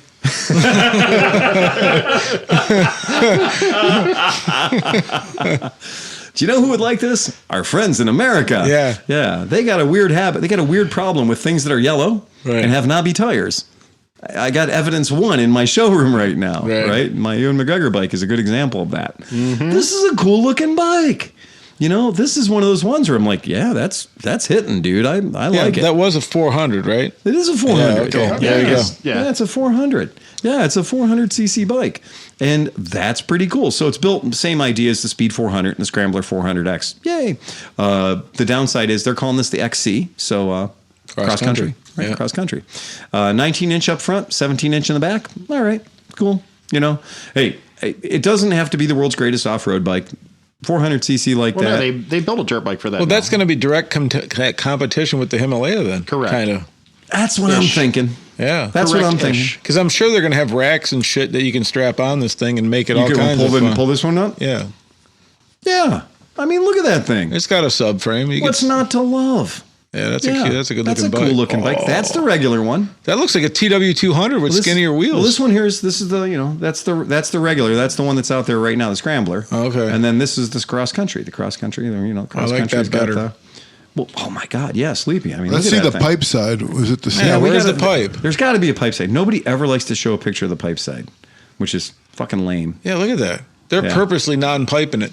You are not joking. Yeah, The pipes are calling Danny boy. yeah. You're not kidding. I'm gonna find a picture of it. I promise. All right. Here we go. We're gonna find a picture of the pipe side. Well, let me know when it comes up. Yeah, we'll let you know because there's no way they can not show a picture of the pipe side. Yeah. Yeah, there we go. We got it. I found one. Tom, I need a snack and a beer. Sure. Snack and a beer. Oh yeah. And can you grab me Make it so, whatever you choose. All right, there this you go. 100% legal thing? Yep. Thank you. That's not it though either. That's got the low fender on it. Yeah. What's going on? Yeah, I think they're intentionally hiding that because that picture's definitely got the high fender on it. Oh, there it is. That one right there. No, the middle, right in the middle. What's that? That's got the low fender. No, the yellow one. Oh wait, this one. Oh wait, Right is that a above- video? Right above that. Right above that. Yeah. Yeah, but that's not the pipe side. It is. It's the other There's side. the pipe side. There Well, you but go. you can't see the it pipe. is. There it is. There it is. Yeah, Right there it there. is. All right. There you go. That's got the high fender and the pipe. All right. There you go. That's what it is. That's Sleepy. not very scrambly though. The left side looks I better want to try some of that. because the left side has a number plate on it. Yeah. Yeah. No, I still like the front end. I do. I'm a big I like fan of the it. front end. I'm good with that. But I need a pie plate on that other side and a pipe that goes up to the middle and cooks your leg. Yes, I need a pipe that's probably going to burn me. Yeah. Yeah. To be as authentic as it possibly can be, I need the pipe to be up where it could hurt me. Yeah.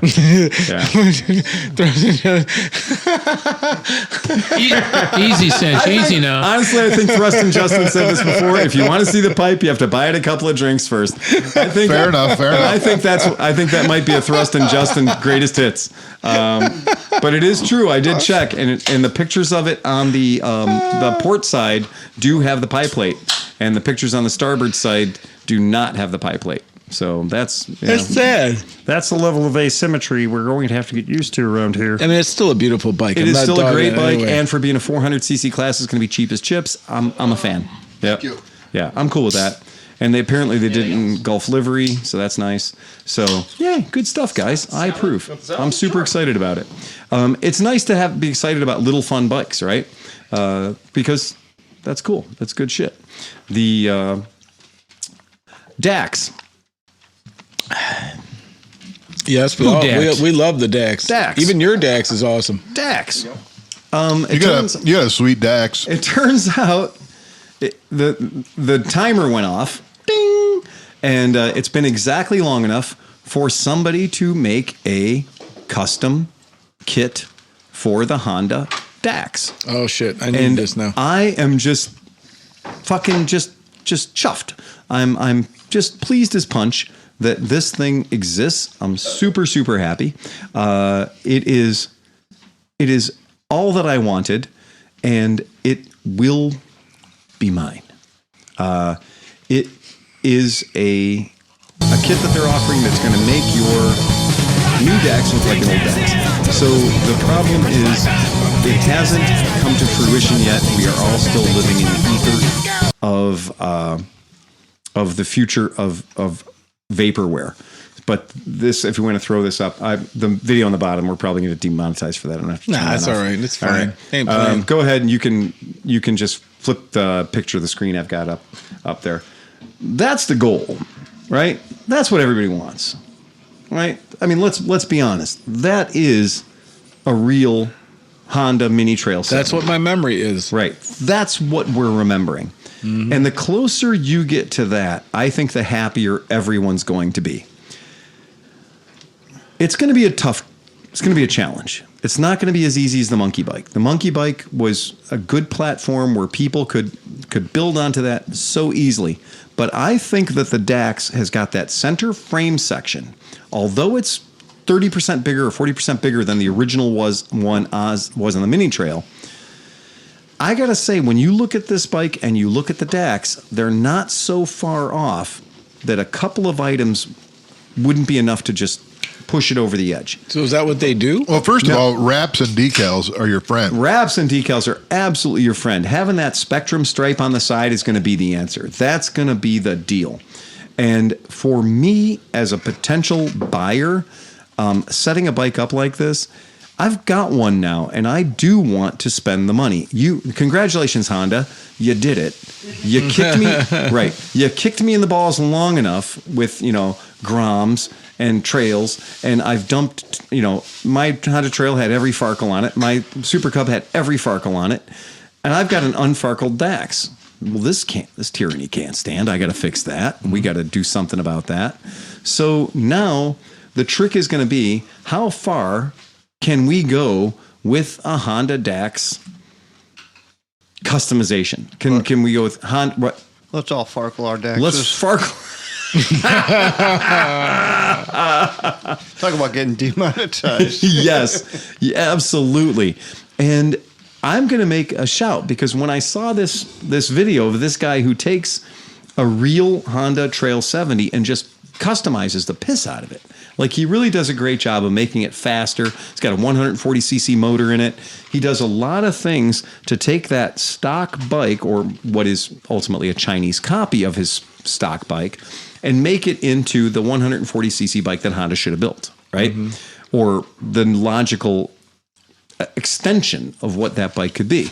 My friend Don Slicker bought a Sky Team CT70 last year down in Mid-Ohio and did a lot of fun things with it.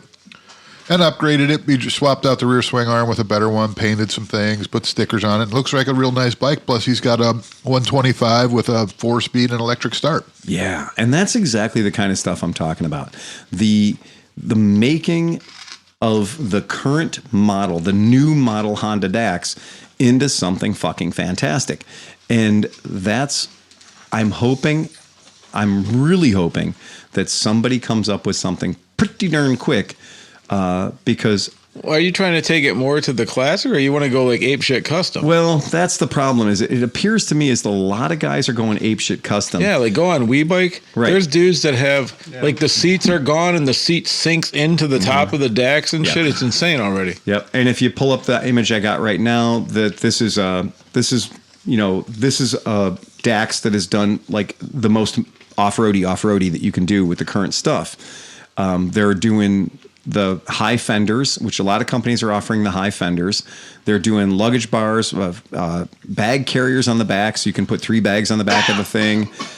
There's a lot of stuff that's available, but everything that's available isn't making it look more old. No, but Pete's already got one of those in the more. Like I could see you doing like that's going to be your Argentina trip on a DAX. It'd be like the Adventurist. Yeah, you could do something like that. Yeah, so I just haven't seen any manufacturers leaning it towards how do we make the bike more of what it's emulating. Yeah. How do we get and I did see a company that's doing the chrome bars that go from the headstock down under the motor, the engine cradle bars. Oh, yeah. And so I found a company that's doing that. With the skid plate? With skid plate and the whole deal. It's a really cool setup. It's a really cool job they're doing. You can get them in chrome or in black. That will help. And then the higher chrome fender, I found a company that's doing the higher chrome fender. The problem was during that period of time with tariff shenanigans, they just shut down. They were just straight up like, we're not just taking any chances. This is it. We're just going to take a time out while America sorts its shit out. We'll start shipping to you again once they get that settled down. And their entire catalog, though, they had some really, really cool shit.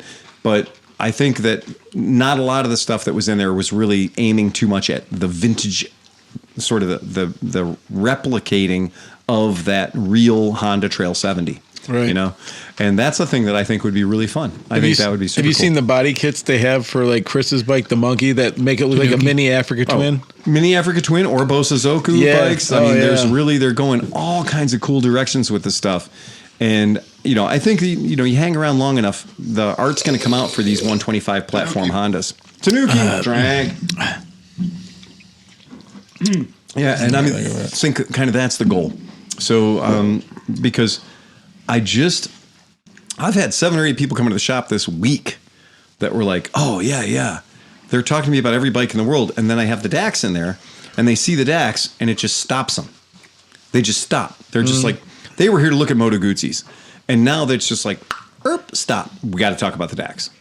And that is a very, very powerful thing. When there's 125 other bikes in the shop, they see the DAX and they stop and they got to talk about it. And that's something.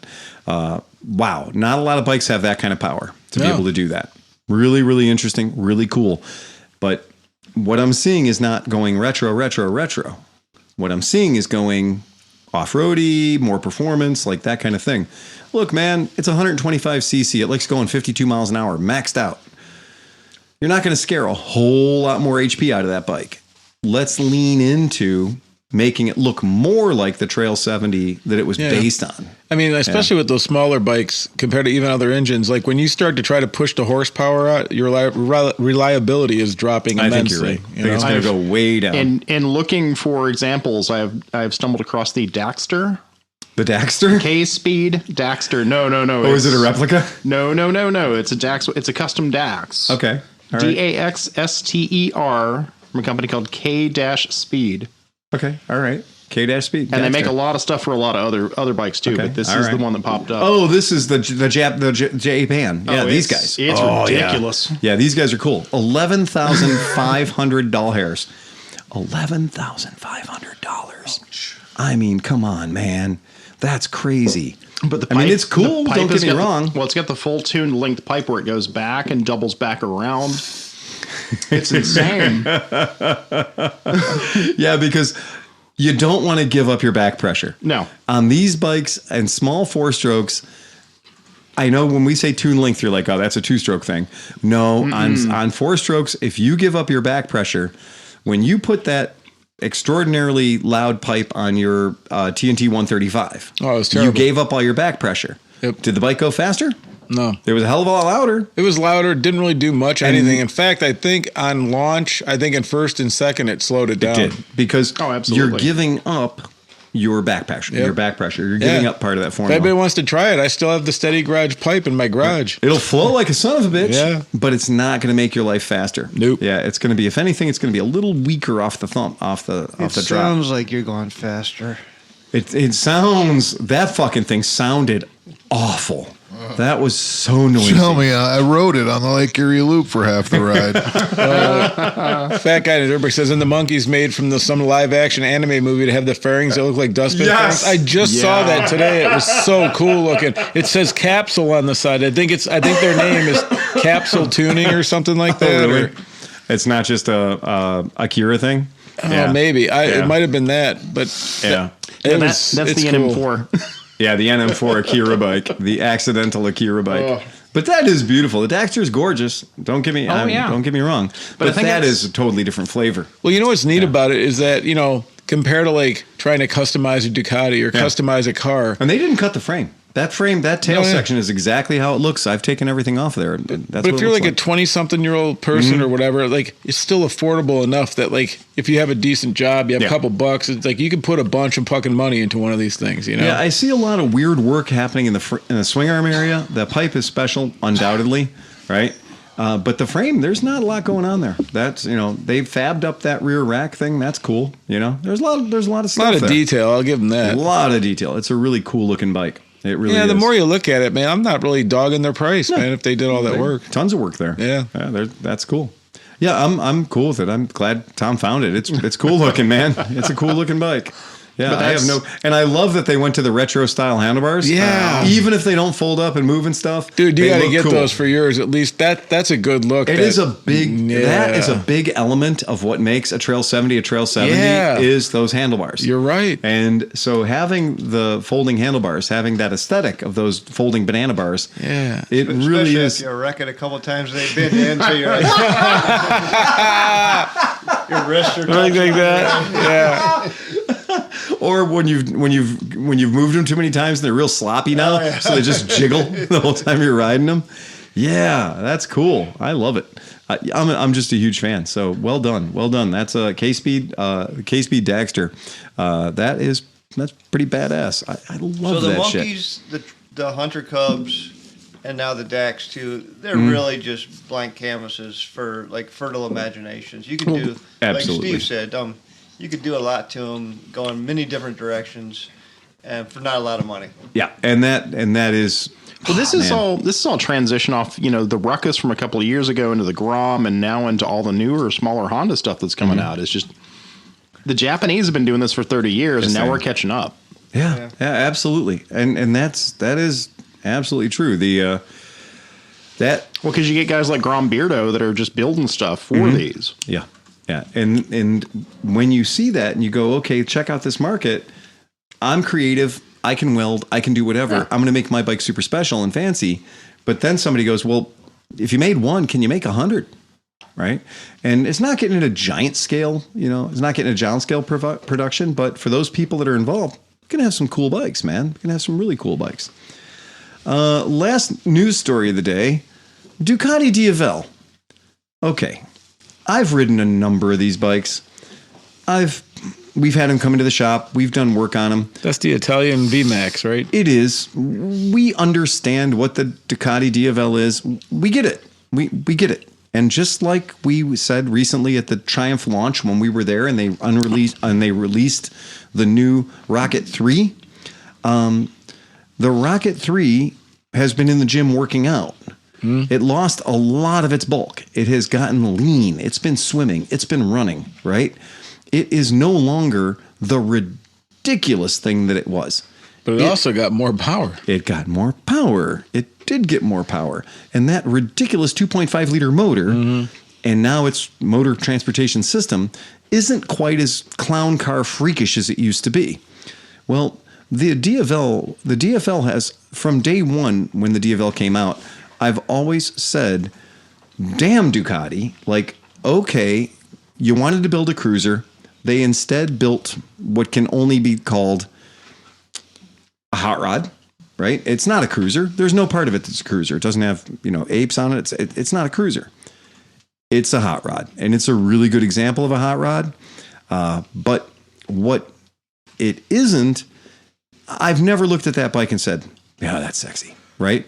Not once have I looked at that machine and went, yeah, this is a bike that I seriously would like to own because I think it's really, really attractive. No, not at all. The Ducati DFL has been out since 2015. It's been a nightmare for people trying to pronounce it. It is. It's a cool bike, undoubtedly, right? But Ducati apparently said, it's been 10 years. That thing's a bit of a porker. We're changing the game. And boy, did they change the game.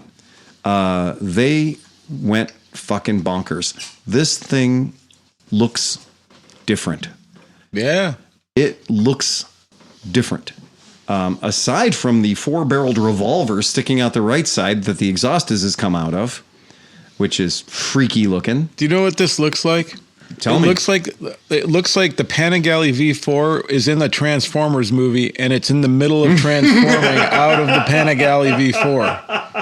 And that's not a bad thing. It's it's like you're seeing all the guts of the Panigale, and this is the V4. Out. Yeah, right. So it's like that's what I'm saying. It's like exploding out of it. Like so, it's fucking kind of sexy. Motor change. It did, and it looks skinnier. Yeah. So all the parts don't look as chunky anymore. Because I was thinking, I'm like, why do they have 4 pipes for 2 cylinders? Yeah, it's a V4. That thing that's 220 horsepower, dude. Well, it's not. So it's a Tuono. Oh, it's not.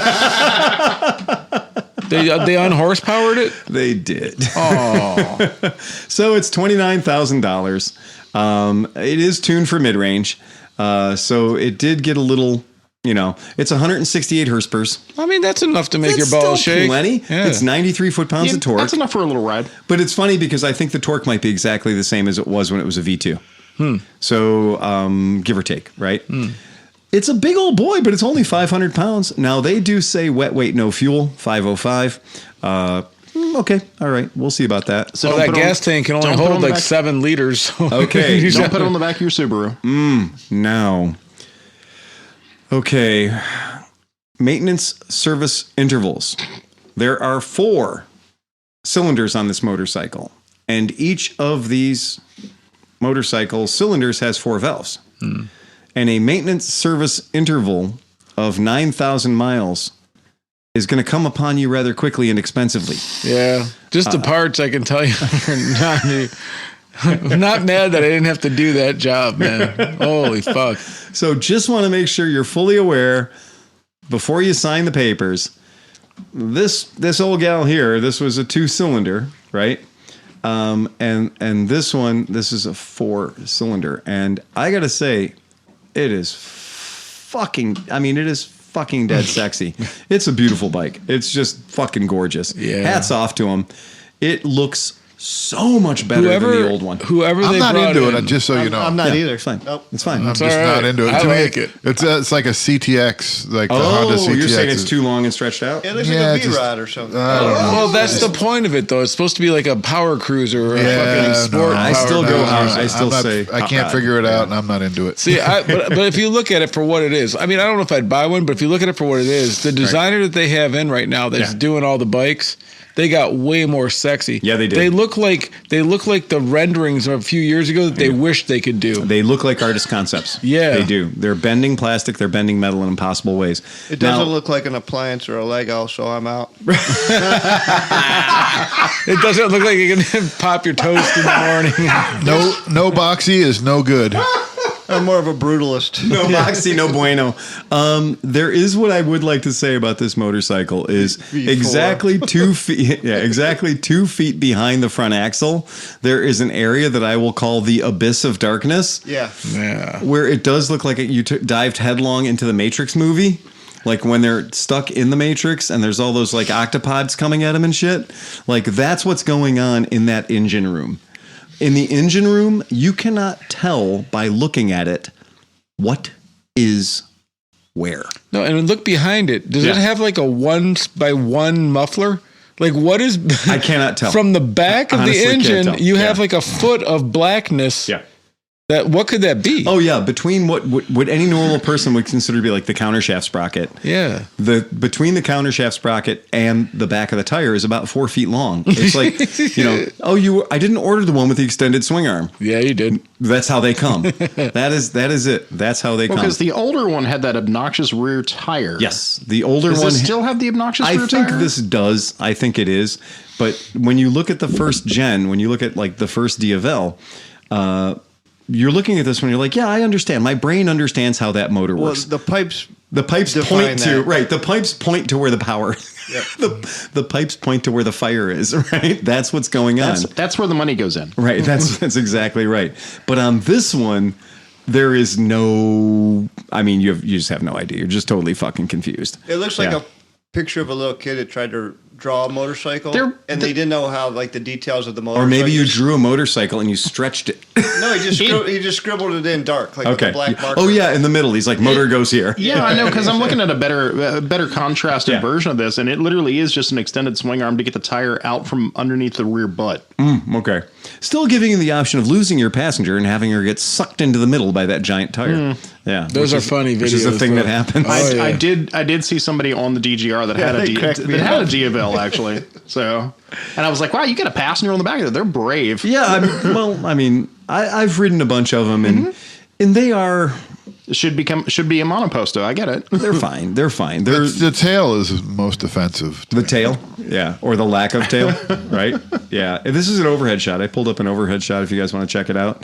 The overhead shot does kind of, give you a little bit of an idea of more of the I would rather have a VMAX. Because I really honestly think the swing arm is out there just so you can get that car tire out from behind it. I would rather have a VMAX. It's like a factory Darksider. It is. I mean, listen, if I had 28 grand, I would not buy this for $28,000. But if somebody was like, here, ride this bike, I would proudly ride that bike. Sleepy, all you got to do it doesn't have any ram air intake. All you've got to do is wait till it gets to 8,000 miles, and then it's going to be ready for the $10,000 service, so you can just buy it on the cheap then. No, and we will say that all of this streetification did cost the bike in the neighborhood of 40 horsepower. It looks like somebody put a stretch swing arm on an MV Agusta Brutale.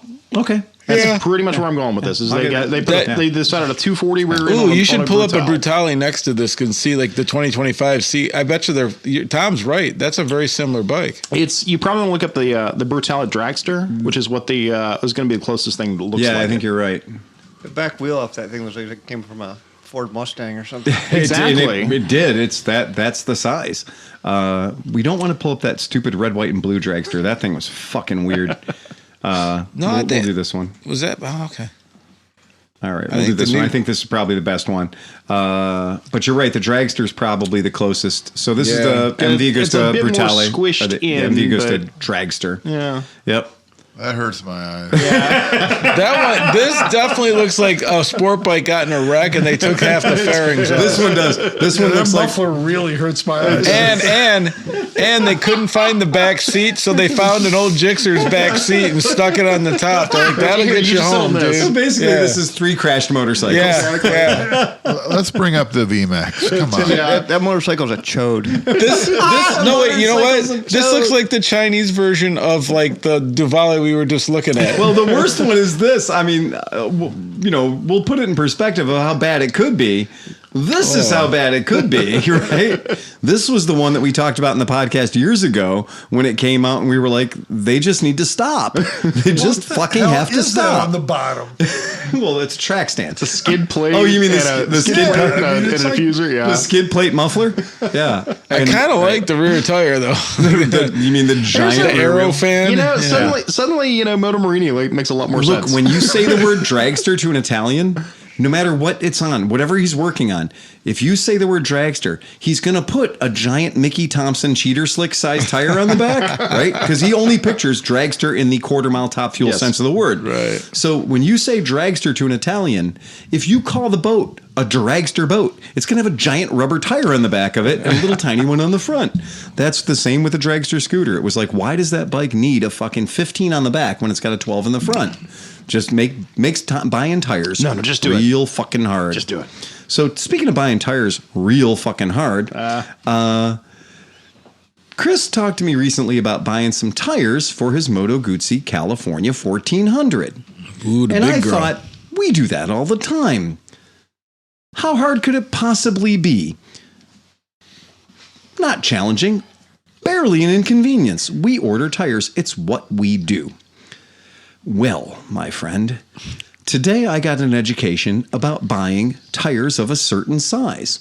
Chris's tire is a 200 by 60 by 16. Okay. It's a big tire. It's a heavy duty tire. It's designed to carry a lot of weight. And it turns out they're very expensive.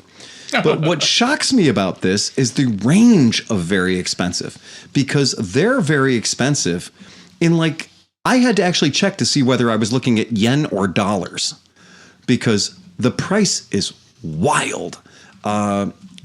And even that's just what Chris likes to hear. No. Mrs. Smith isn't going to like this one bit. 260/16. Just go dark side on that. Well, so okay, yes, because oh, dude, people will lose their minds in the comment thread of that fucking video out there. This is the first time in a long time. Sleepy, I recommended that. This is the first time in a long time that I've said, oh, maybe going dark side isn't such a bad idea, because the price of these tires is shitstronomical. Wait, Drew Carey. Let's see if we can play a game here. Oh, let me pull up my show notes, because I think we can play a game here. So we're gonna go MSRP, manufacturer's recommended pricing for these tires. This is not getting it from your brother who works at Avon and has the keys to the back door. This is going to be the actual price of the tires. This is what people pay for them. Let's find out what it is. One pair, you're saying. This is for an tire. So we're going to just talk about the back tire in particular. The back tire in particular. Why? I'll start the because it's goofy. All right. So now I'm going to go ahead and we'll just pull one up, and I'm going to go ahead and we're going to pull up the Dunlop. So we're going to pull up the Dunlop, which, by the way, I must preface this by saying this is not the Dunlop American Elite that is actually made in America.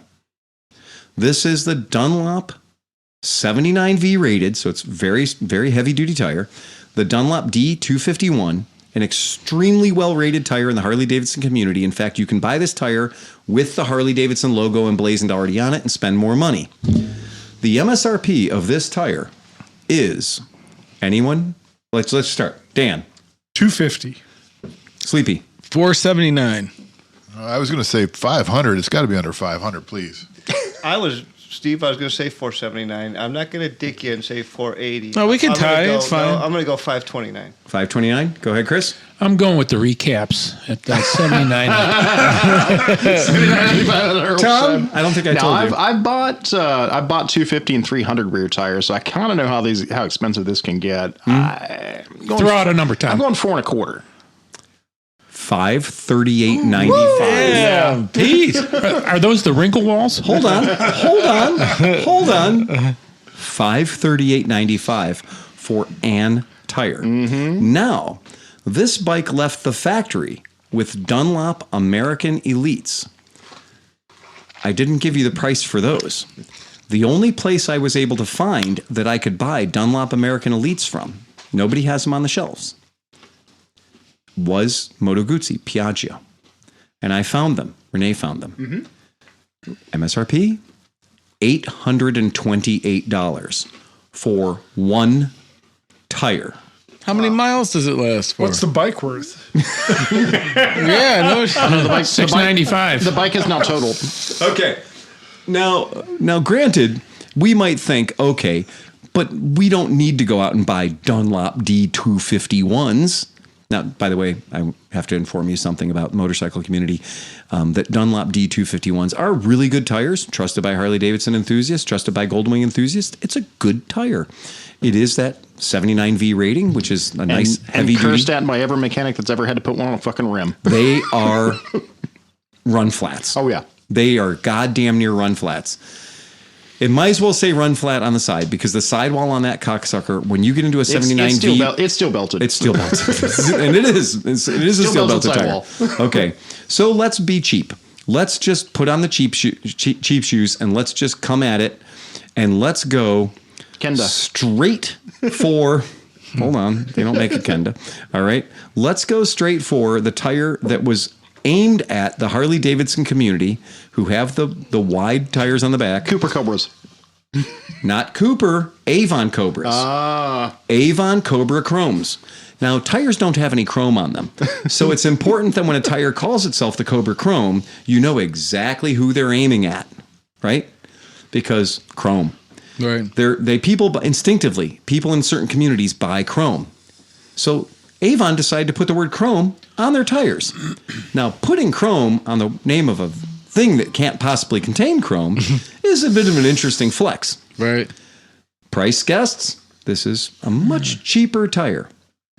I'm just going to cut the bleeding. $471. Wow. For the Avon Cobra Chromes, which they should call the Cobra Cons. I think that'd be awesomer. I'm paying the extra $50 for my tire, not to say chrome on it. If it's the Less chrome. They made those for the M109. Okay, friends, we would like to tell you the cheapest tire that we can get through Parts Unlimited, national tire retailer, for a 260 by R16 size, but it is not, unfortunately, in the 79V load rating category. Chris is going to have to consider having less heavy passengers. Okay? Well, what about Chris? Chris, you're going to lose weight. He's going down to Going a on 70. a diet here. He's going down to a 79H load rating. It's okay, Chris. You're safe. You're still within 1,000 pounds. I think you're going to be all right. Okay? So Chris is going to save some money by going to a lesser load rated tire, and he's going to get the Bridgestone Excedra G852P, stands for Poor Edition. It is $379 for the cheapest piece of retail rubber I could find for the back of Chris's motorcycle. Or a Kia Rio. Does that include installation? A Kia Rio rear tire for $46, dude.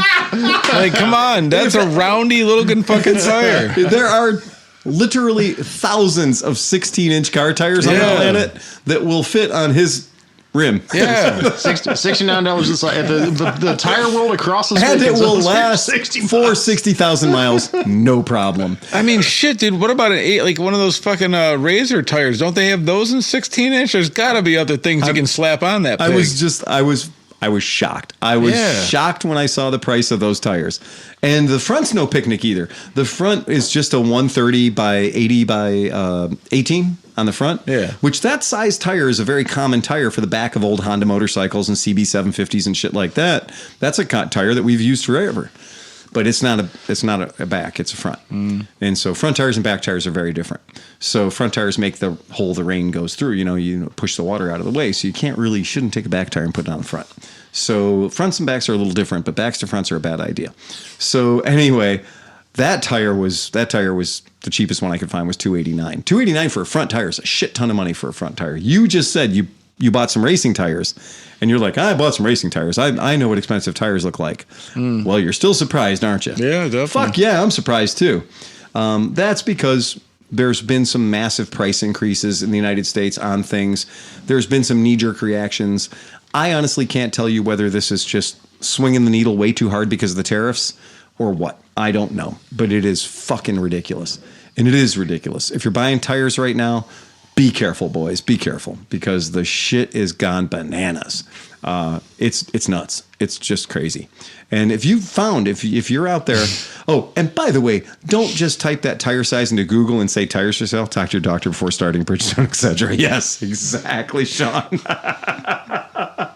If your Excedra lasts for more than 4 hours, contact your urologist. I went on when you type that tire size in, look, guys, I'm 55 years old. I'm aware that Google exists. Okay.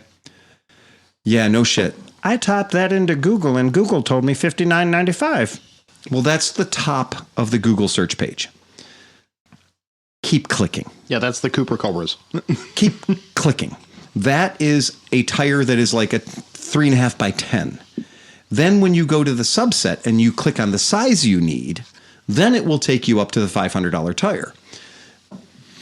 I hate it when people come into my shop and go, you charged me $259 for my tire, and that tire costs $93. I can go on Google and prove it to you. And they go to the landing page of Google and they type in their tire size, and it literally says, Revzilla tire, $99. Well, that is for the super skinny front tire for that bike. If you go in and you click on the tire that you need, the actual size you need, you'll find the price is considerably higher. So yeah, be fucking careful out there. Tires are expensive. Well, it seems like just across the board. I mean, like just even before all the tariff stuff started, it seemed like tires have been going up a little bit. Yeah, they have. They've been working their way up for the past couple of years. This one killed me. Even 3.5 tens for like older Vespas and stuff have almost doubled in price since we started. Like S83s have gotten outrageous. Oh, it's gone 100%. Yeah. It's absolutely gone up 100%. A tire that we used to buy and sell all day long for $59 is $120 now. And the front tire, which I pulled up because it fucking killed me, the D291 is over $300, $388 for a fucking front tire. That's a front tire. Again, how many miles are expected out of this thing? A lot. Like 10? Your mileage may vary. Okay. If I can train you to use your front brake the way you're supposed to, right? Right. And in a perfect world, your front tire and your back tire die in the same day, probably $11,000. Wow. If you're that guy.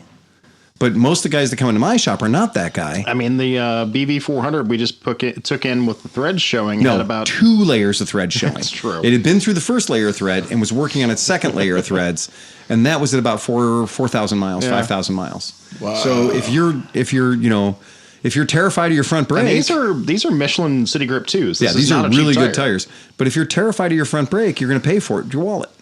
You know. I've changed my riding style, and I can tell you that I'm getting a hell of a lot more miles out of a back tire now that I've changed my riding style. Sean just chimed in and said the SLK he just got. Yeah. The tires for that were expensive. Oh, yeah, I'm sure. There you go. Yeah. Ask me if the Michelin's I just threw on the SLK. Yeah. Well, so Sean, what do tires cost for your SLK, which is, a 20-year-old sports car at this point, right? 20-year-old convertible, so that's something people could afford to buy. So that'd be an interesting thing. I bet they're cheaper per tire than the than the Moto Guzzi probably. Tire. Yeah, I think they would have to be per tire. But motorcycle tires are a little different, a little more complicated than car tires. This camera was the greatest. This camera is the ever. best idea ever. Yes. Yeah, that is a good idea. Yeah, if it had a zoom, we'd be perfect. But he's breathing a lot easier with the pen caps. He is. I agree. I think the pen caps are doing their job. I totally agree with that. Sean chimed in. He said $1,000. $1,000 per tire? No, I assume all 4. Well, that's That's normal. not so bad. It's $250 a tire. I could live with that. Yeah. I could live with that. If he's saying $1,000 a tire, you're the wrong dude. Talk to another dude. I'm not putting Right? I'm not putting run flats on an SLK. I was going to say. If you get off on State Road, there's a place, Parma Tires. 200 series tires. I think my Pirellis for my old RX-7 weren't that cheap, but then again, it was 20 years ago. Well, the long and short of it is tires are a lot more expensive. Tires are a lot more expensive. So they really are. And and on that note, if you're coming to AMA Vintage Days, we are going to bring. I think I'm going to bring 100 tires. I think that's going to be my goal. I'm going to bring 100 brand new tires, new old stock. Yeah. So I'm going to bring out 100 brand new tires. They'll all be brand new, but they'll be old.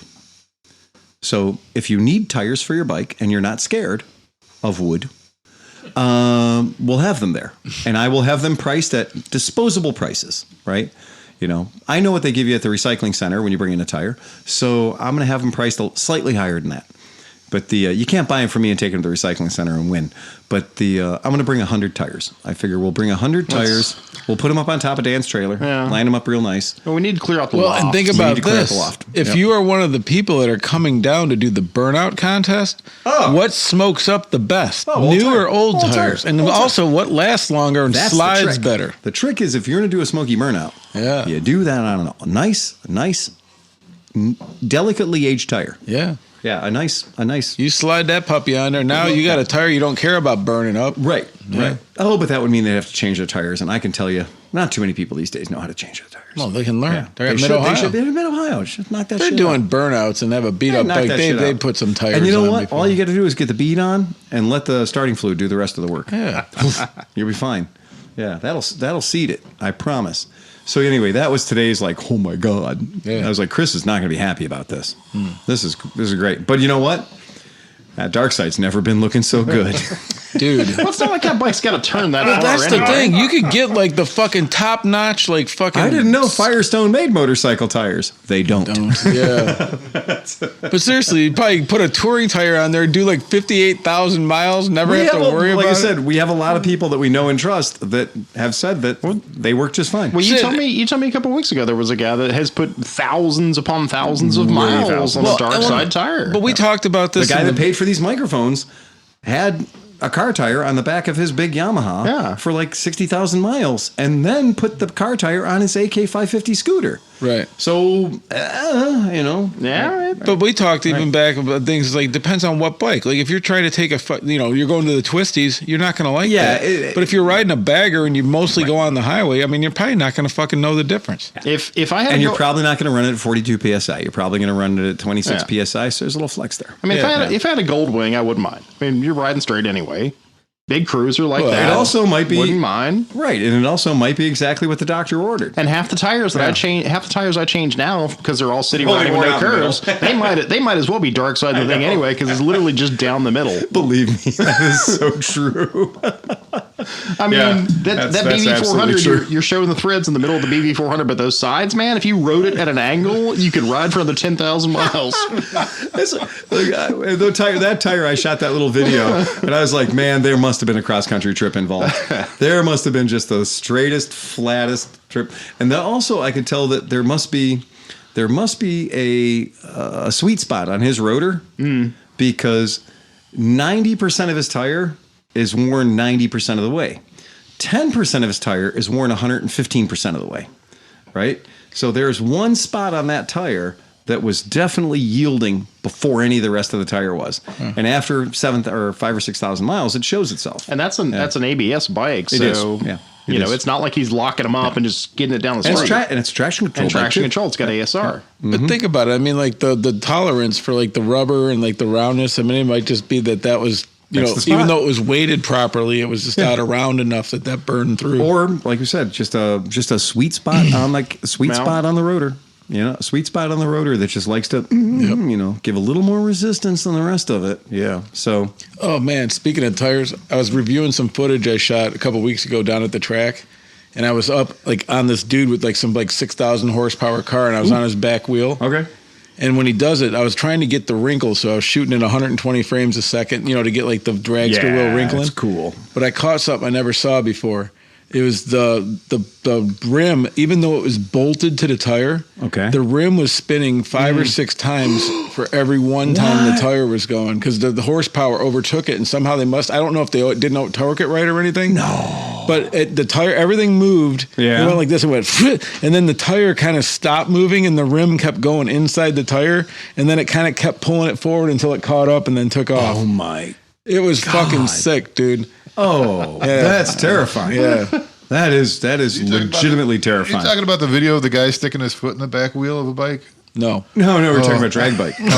Drag car. Welcome back, John. He's back. I was having a dream about some guy sticking his foot in the back tire of a motorcycle. So this week I had done one of those things that I don't try to do a lot anymore. I think I'm trying to heal myself, but this week something happened, and somebody listens to the podcast. Does he have boots on? Get Sharpie. Oh man, yeah, he wouldn't be able to go to work the next day. So this week, have no intention of going to work till Tuesday. There you go. On Monday, I went out to conduct an archaeological experiment or an archaeological investigation. On Monday, I got a mystery phone call from a chap, and a chap had told me that I needed to come and get a bike out of his garage. And when he told me what bike it was, I said, "You can't make me do it."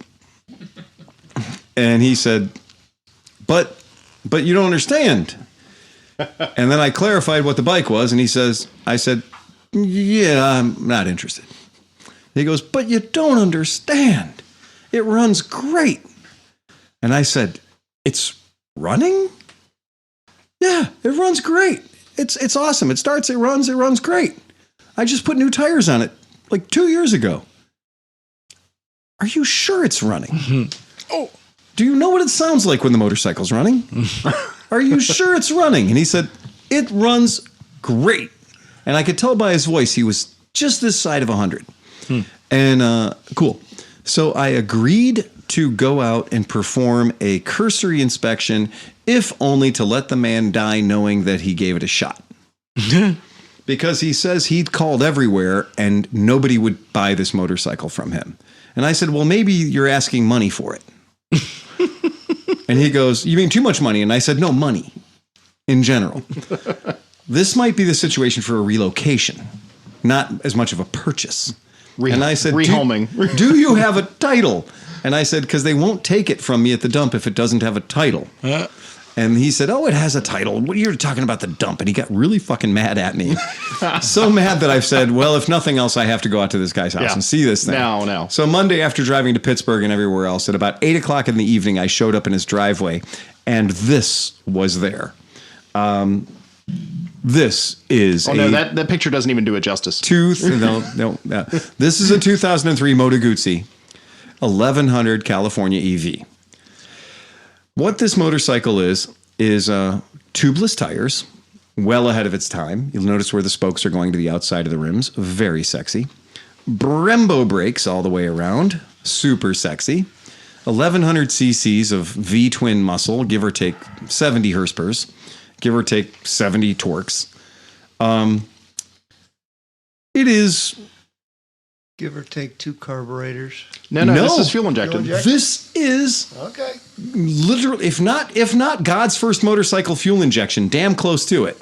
Because they did start building these bikes. The Cal 2 or 3, I can't remember which had the first fuel injection. It was real primitive. The Daytona had it too. Absolutely. And this was the one right after that. 1998. Yeah. So 1998, they started with this particular fuel injection system, and it's not bad. You balance it literally. There's a metal rod that connects the 2 fuel injector throttle bodies, and you literally balance it by moving a lock on the metal rod. So the metal rod is the adjustment between the 2 sides of the fuel injector. So it doesn't even have carburetors. The only problem was Moto Guzzi said, well, we've conquered braking. This bike has fully adjustable suspension, I might add. That's well the fuck ahead of its time, 2003 for a cruiser bike. They said, we've conquered suspension. We've conquered Coke bottle-shaped gas tanks. I guess teardrop-shaped gas tanks. They certainly won that fucking category. We've conquered V-twininess. We have V, and it's a twin, so yay, that wins. They said it's shaft drive. We will never have to adjust the chain, ever. They said the only thing that would make this bike better is if it didn't have to make valve adjustments. Now, this motorcycle has the easiest to adjust valves on the planet. You'll notice you don't have to remove anything to do it. You take the valve covers off, the valves are staring at you. This is the king of the 30-minute valve adjustment, right? And they made it hydraulic valves. Now, normally for most vehicles, when they make it hydraulic valves, that is the official chef's kiss. The engineers love us and want this motorcycle to last 300,000 miles. Unfortunately, in this particular case, the hydraulic valves that they got, the hydraulic tappets that they got, were just a little on the not good side. And there was a massive recall. And there was a massive recall where you would take your bike to the dealer and they would replace not 1, not 2, but all 8 of the hydraulic tappets. They would replace all 8 of them. And then once you put those in, the bike was nothing but wine and roses. Okay? The downside is, remember when I told you how easy it was to adjust the valves on the manually adjusted valve version of that particular vehicle? Well, getting the hydraulically adjusted tappets out of there is not so easy. It is kind of a bite in the dick. So a lot of people had these bikes. There weren't too many Moto Guzzi dealers alive and well in 2003. And a lot of people had this bike and then found out through the grapevine. Remember, there wasn't the internet presence that we have now today. They found out through the grapevine, or they found out when they had a failure of their valve systems, when their valves collapsed, that their bike had a major problem very short into the ownership of said bike. And they ran back to their dealers, and they were justifiably upset, and the dealers did eventually get the 8 hydraulic valves that you needed, the replacement hydraulic valves that you needed, and they could fix the bikes and make them good again. Some guys went as far as to actually replacing them with mechanical adjusters, which is a thing that people did. I would think I would just go for the hydraulics. So now Schrodinger's valves. We don't know if they've been done or not. We do know the bike has, I think, 16,000 miles on it. Yeah. Right? Yeah, it's pushing 17. Right. So we're not sure. So 16,000 miles. The fucker sounds delightful. Mm-hmm. And I started it today. Mm-hmm. And when I started it, I immediately reached down and I grabbed both exhaust headers. This is a test. You grab both exhaust headers, and if they both warm up at the same time, life is looking fucking good. But if you've got a valve that's hanging up, they will warm up at radically different temperatures. Your left hand will get hot before your right, or your right hand will get hot before your left. And then you've got a problem. You know that they're not balanced. You know something's not right.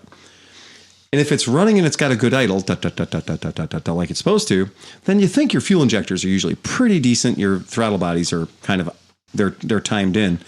And man, I'm telling you, my hands got equally warm, like right up to the point where I was like, yep, can't hang on to it anymore. Right? Rode it around the block. It runs fucking great. It's kind of a magic motorcycle. I hate the way these motorcycles look with the passion of 1,000 suns. I do not enjoy looking at this motorcycle. This motorcycle hurts my eyeballs. It's not got a good angle. I know that I have a lot of friends that are really impressed by them and really like the way they look. But for me, I'm not one of them. They're not aesthetically pleasing bikes. Is it still in that guy's garage? Oh no! Oh no! It's in our garage. No, not at all. I rode it up into the back of the fucking truck after I gave him not one, not two, but $500 for it. Because honestly, he's just a really good guy, and I would have given him $500 for just him continuing to be on planet Earth because he's a fucking great guy. He's a great guy, and I really enjoyed my time I spent with him. He's also got a 1969 Volkswagen I'd really like to own. Right? So I think it's better to be on his good side. This is called priming the pump. This is priming the pump. Or it's just letting the pump know that I'm here and I exist and I appreciate it. You have fluffed him. He has been fluffed. It's been fluffed. Yeah, he has been fluffed. There are certain, I've checked to see if this motorcycle looks better in other colors, and it doesn't. You can try it in blue. I saw one of these things sitting in a field earlier this year. It was like an ivory colored tank, but the shape of the tank's what caught my eye initially. It hurt. It hurt your eye, didn't it? Yeah, it did. But then I saw your eye like a rusty nail. I saw the head sticking out of it, and I'm like, that's an old Moto Guzzi sitting there. It is an old Moto Guzzi sitting there. So my favorite color of all, and I've been telling Phil this since he brought it home, is the hot dog stand. The hot dog stand, and it literally is Ronald McDonald yellow and red. I believe that if you type in ketchup I'm going to try it because I've only ever heard people call it ketchup, that particular color combination, and it's awful. And that was like one of the last years that they did it. You might have to search hot dog. Here it is. Oh, is that it? There it is. Yep, there it is. Oh, she's beautiful. It's literally Ronald McDonald. Throw that up for the people at home. There it is. It's one of my favorites. Yeah, that is ketchup and mustard, the California EV. I call that Mac Sabbath. Hey, we were both at that show. It's the atomic fireball of Guzzi. It is so bad. That also has the other tail light though. That has the dual cruiser tail light. Yeah, it has the two tail lights instead of the single one like the one you got. Yeah, the one that'll make Teslas kill you. This is a motorcycle that the year before I signed up to be a dealer for Guzzi, they still had some of these hanging around. No shit. Shockingly. And so when I signed up and made my initial order for Moto Guzzi's with the sexy V7 Chrome Racer and all that cool shit and all the great bikes that they had, my rep said, oh, and by the way, you have to take a California EV. And I went, no, I don't. And he was like, yeah, you have to. All the dealers have to take one. They have to take one California EV. And I went, no. That motorcycle was obsolete in 1998. There's no fucking way I'm taking that motorcycle. Yeah, you got to take one. And the good news is we've got the custom two-tones left. And I was like, the custom two-tones left? And I said, do you mean the ketchup and mustard?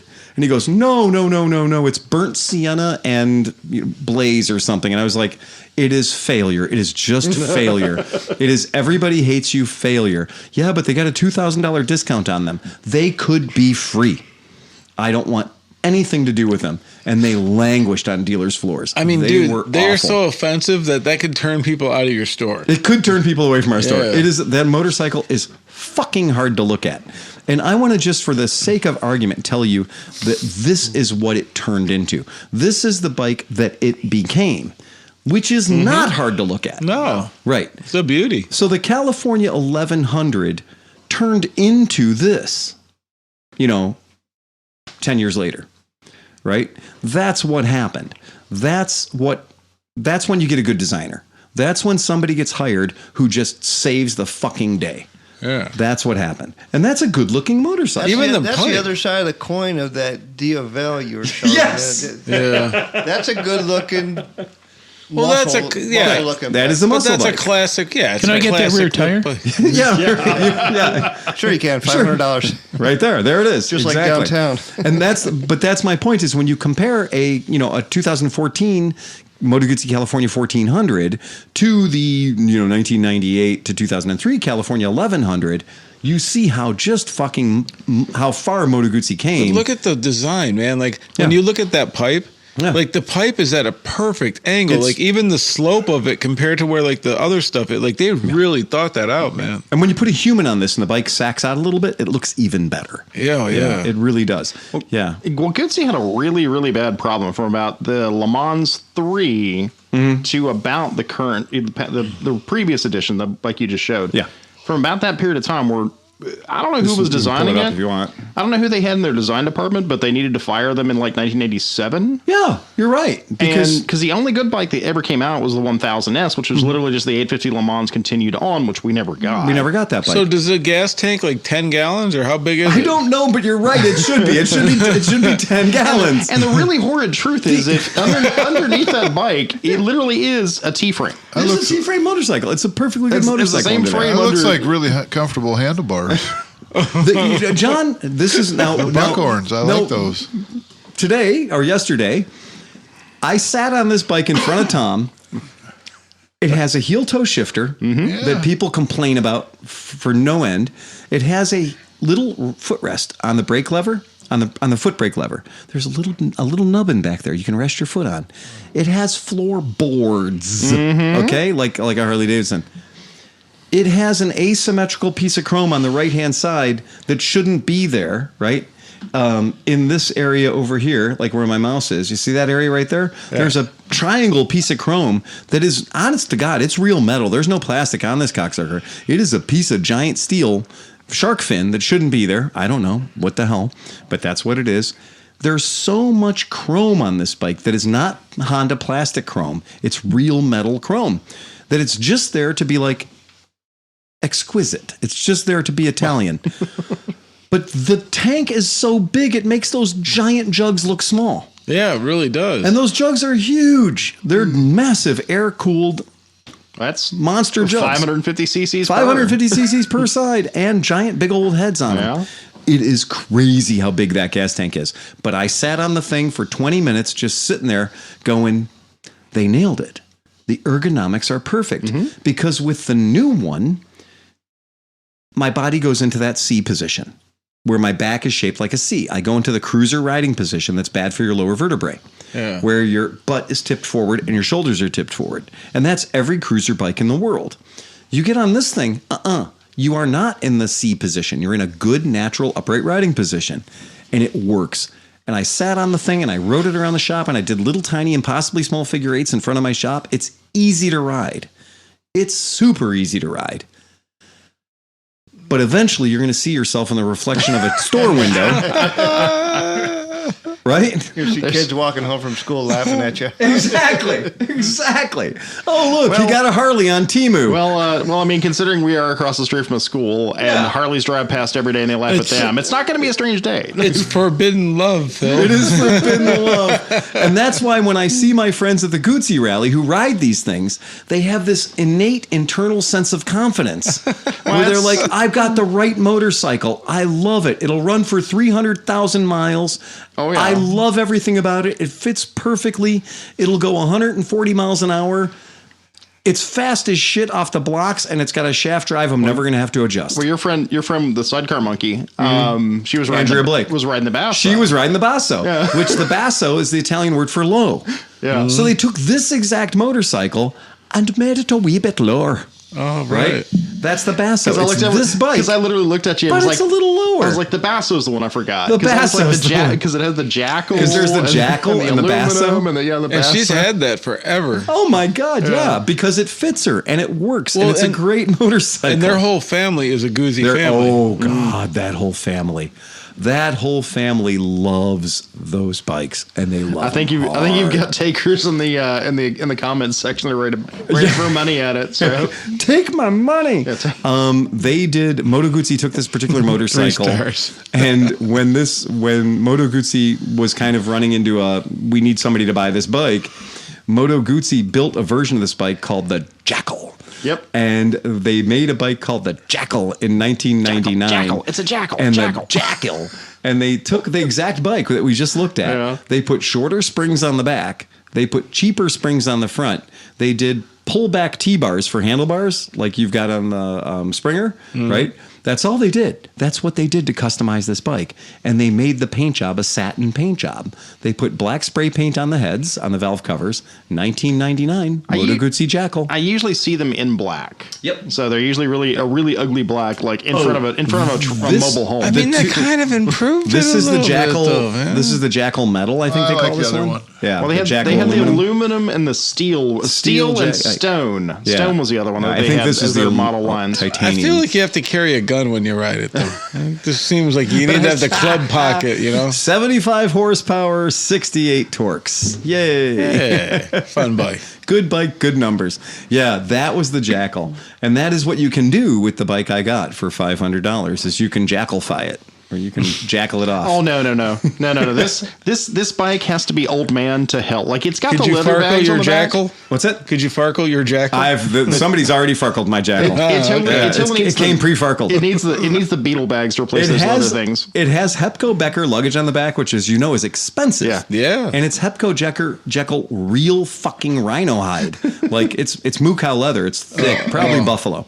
It's really thick, real heavy leather with a intricate German locking system and the whole deal. Wow. You know what you could do to improve the look of that? Yeah. Like the stunt bike guys do, just beat the fuck out of that gas tank. Oh, just No. This is make it dented up like a golf ball. This is like Yeah. this is like owning an old Fiat. You're just going to keep it and polish it every now and again. If you ever get the urge to customize it, though, you'd have to do that thing where, like, you cut the gas tank on the side and then flip it so that it dimples scallops. in. Deep Yeah, scallops. yeah. Deep scallops. Reverse scallops.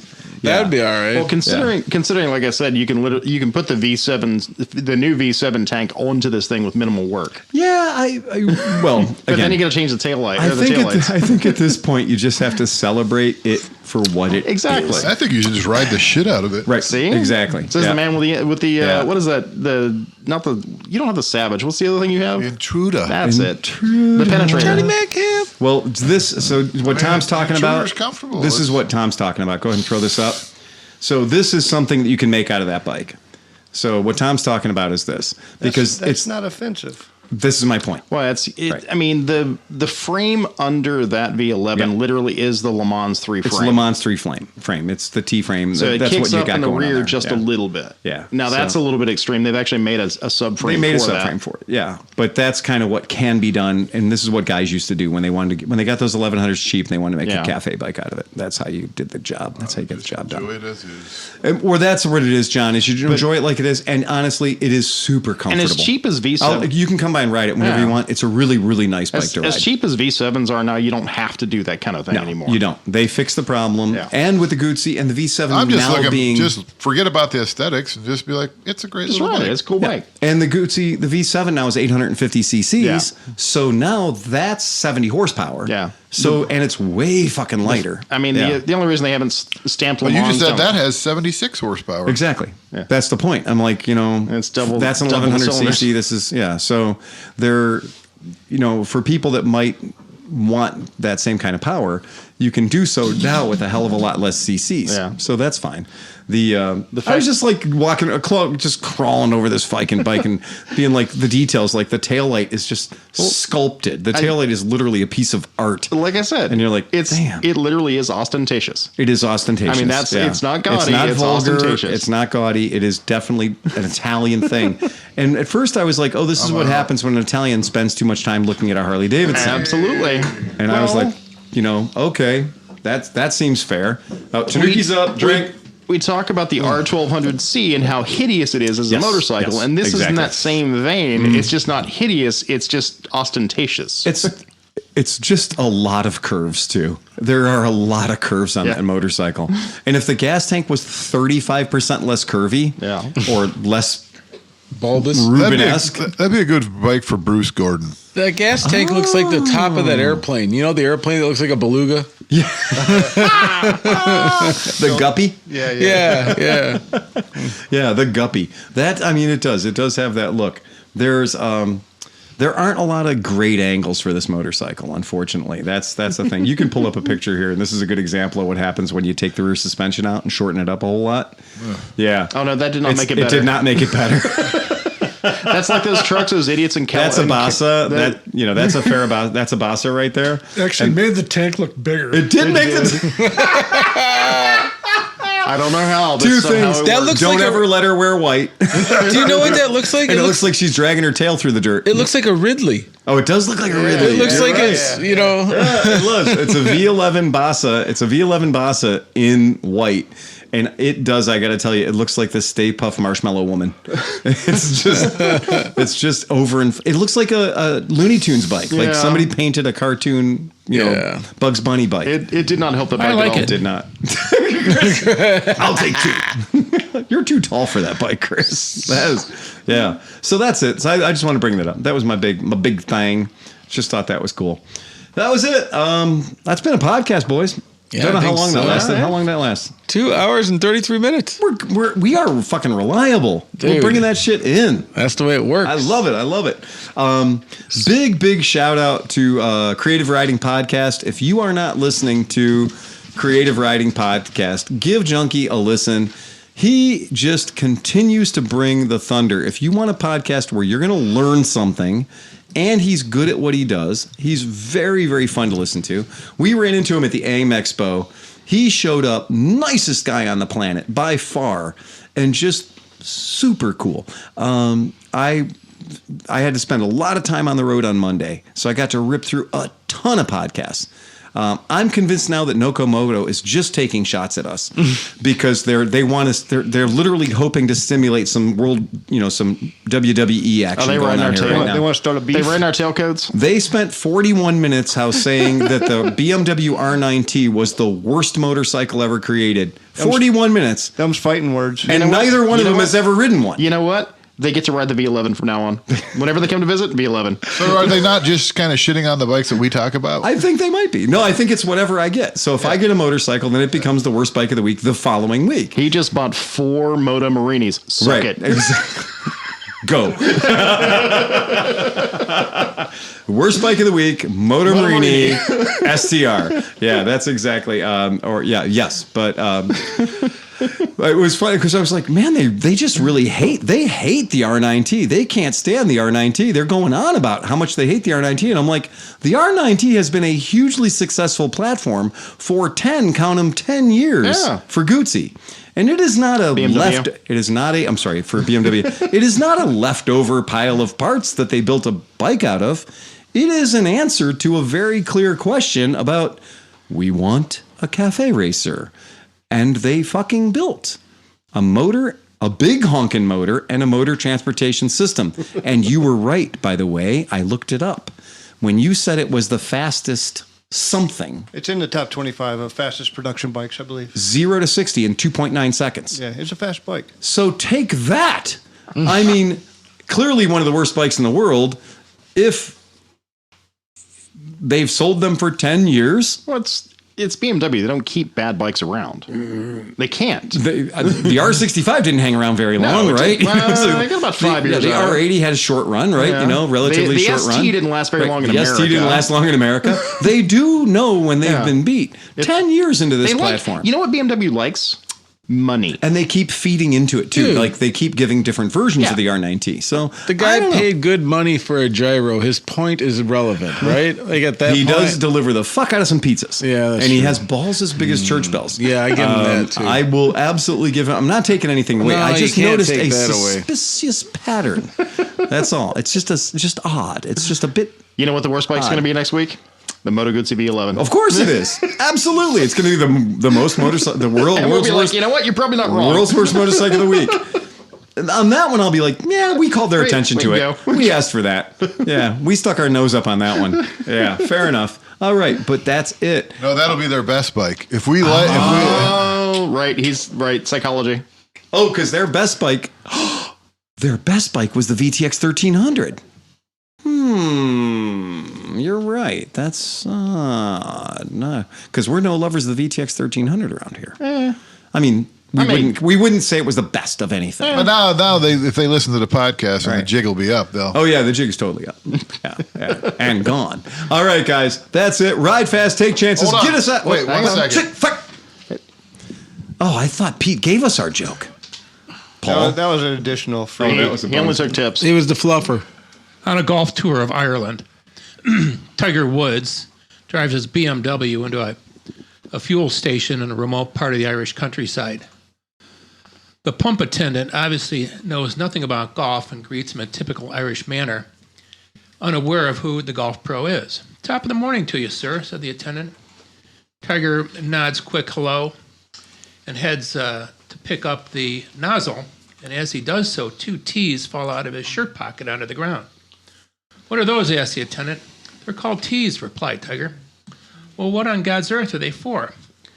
"They're for resting my balls when I'm driving," said Tiger. "Feckin' hell," says the Irishman. "BMW thinks of everything."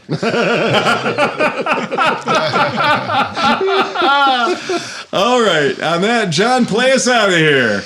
Bum, bum, bum, bum, bum, bum, bum, bum, bum, bum, bum, bum, bum, bum, bum. All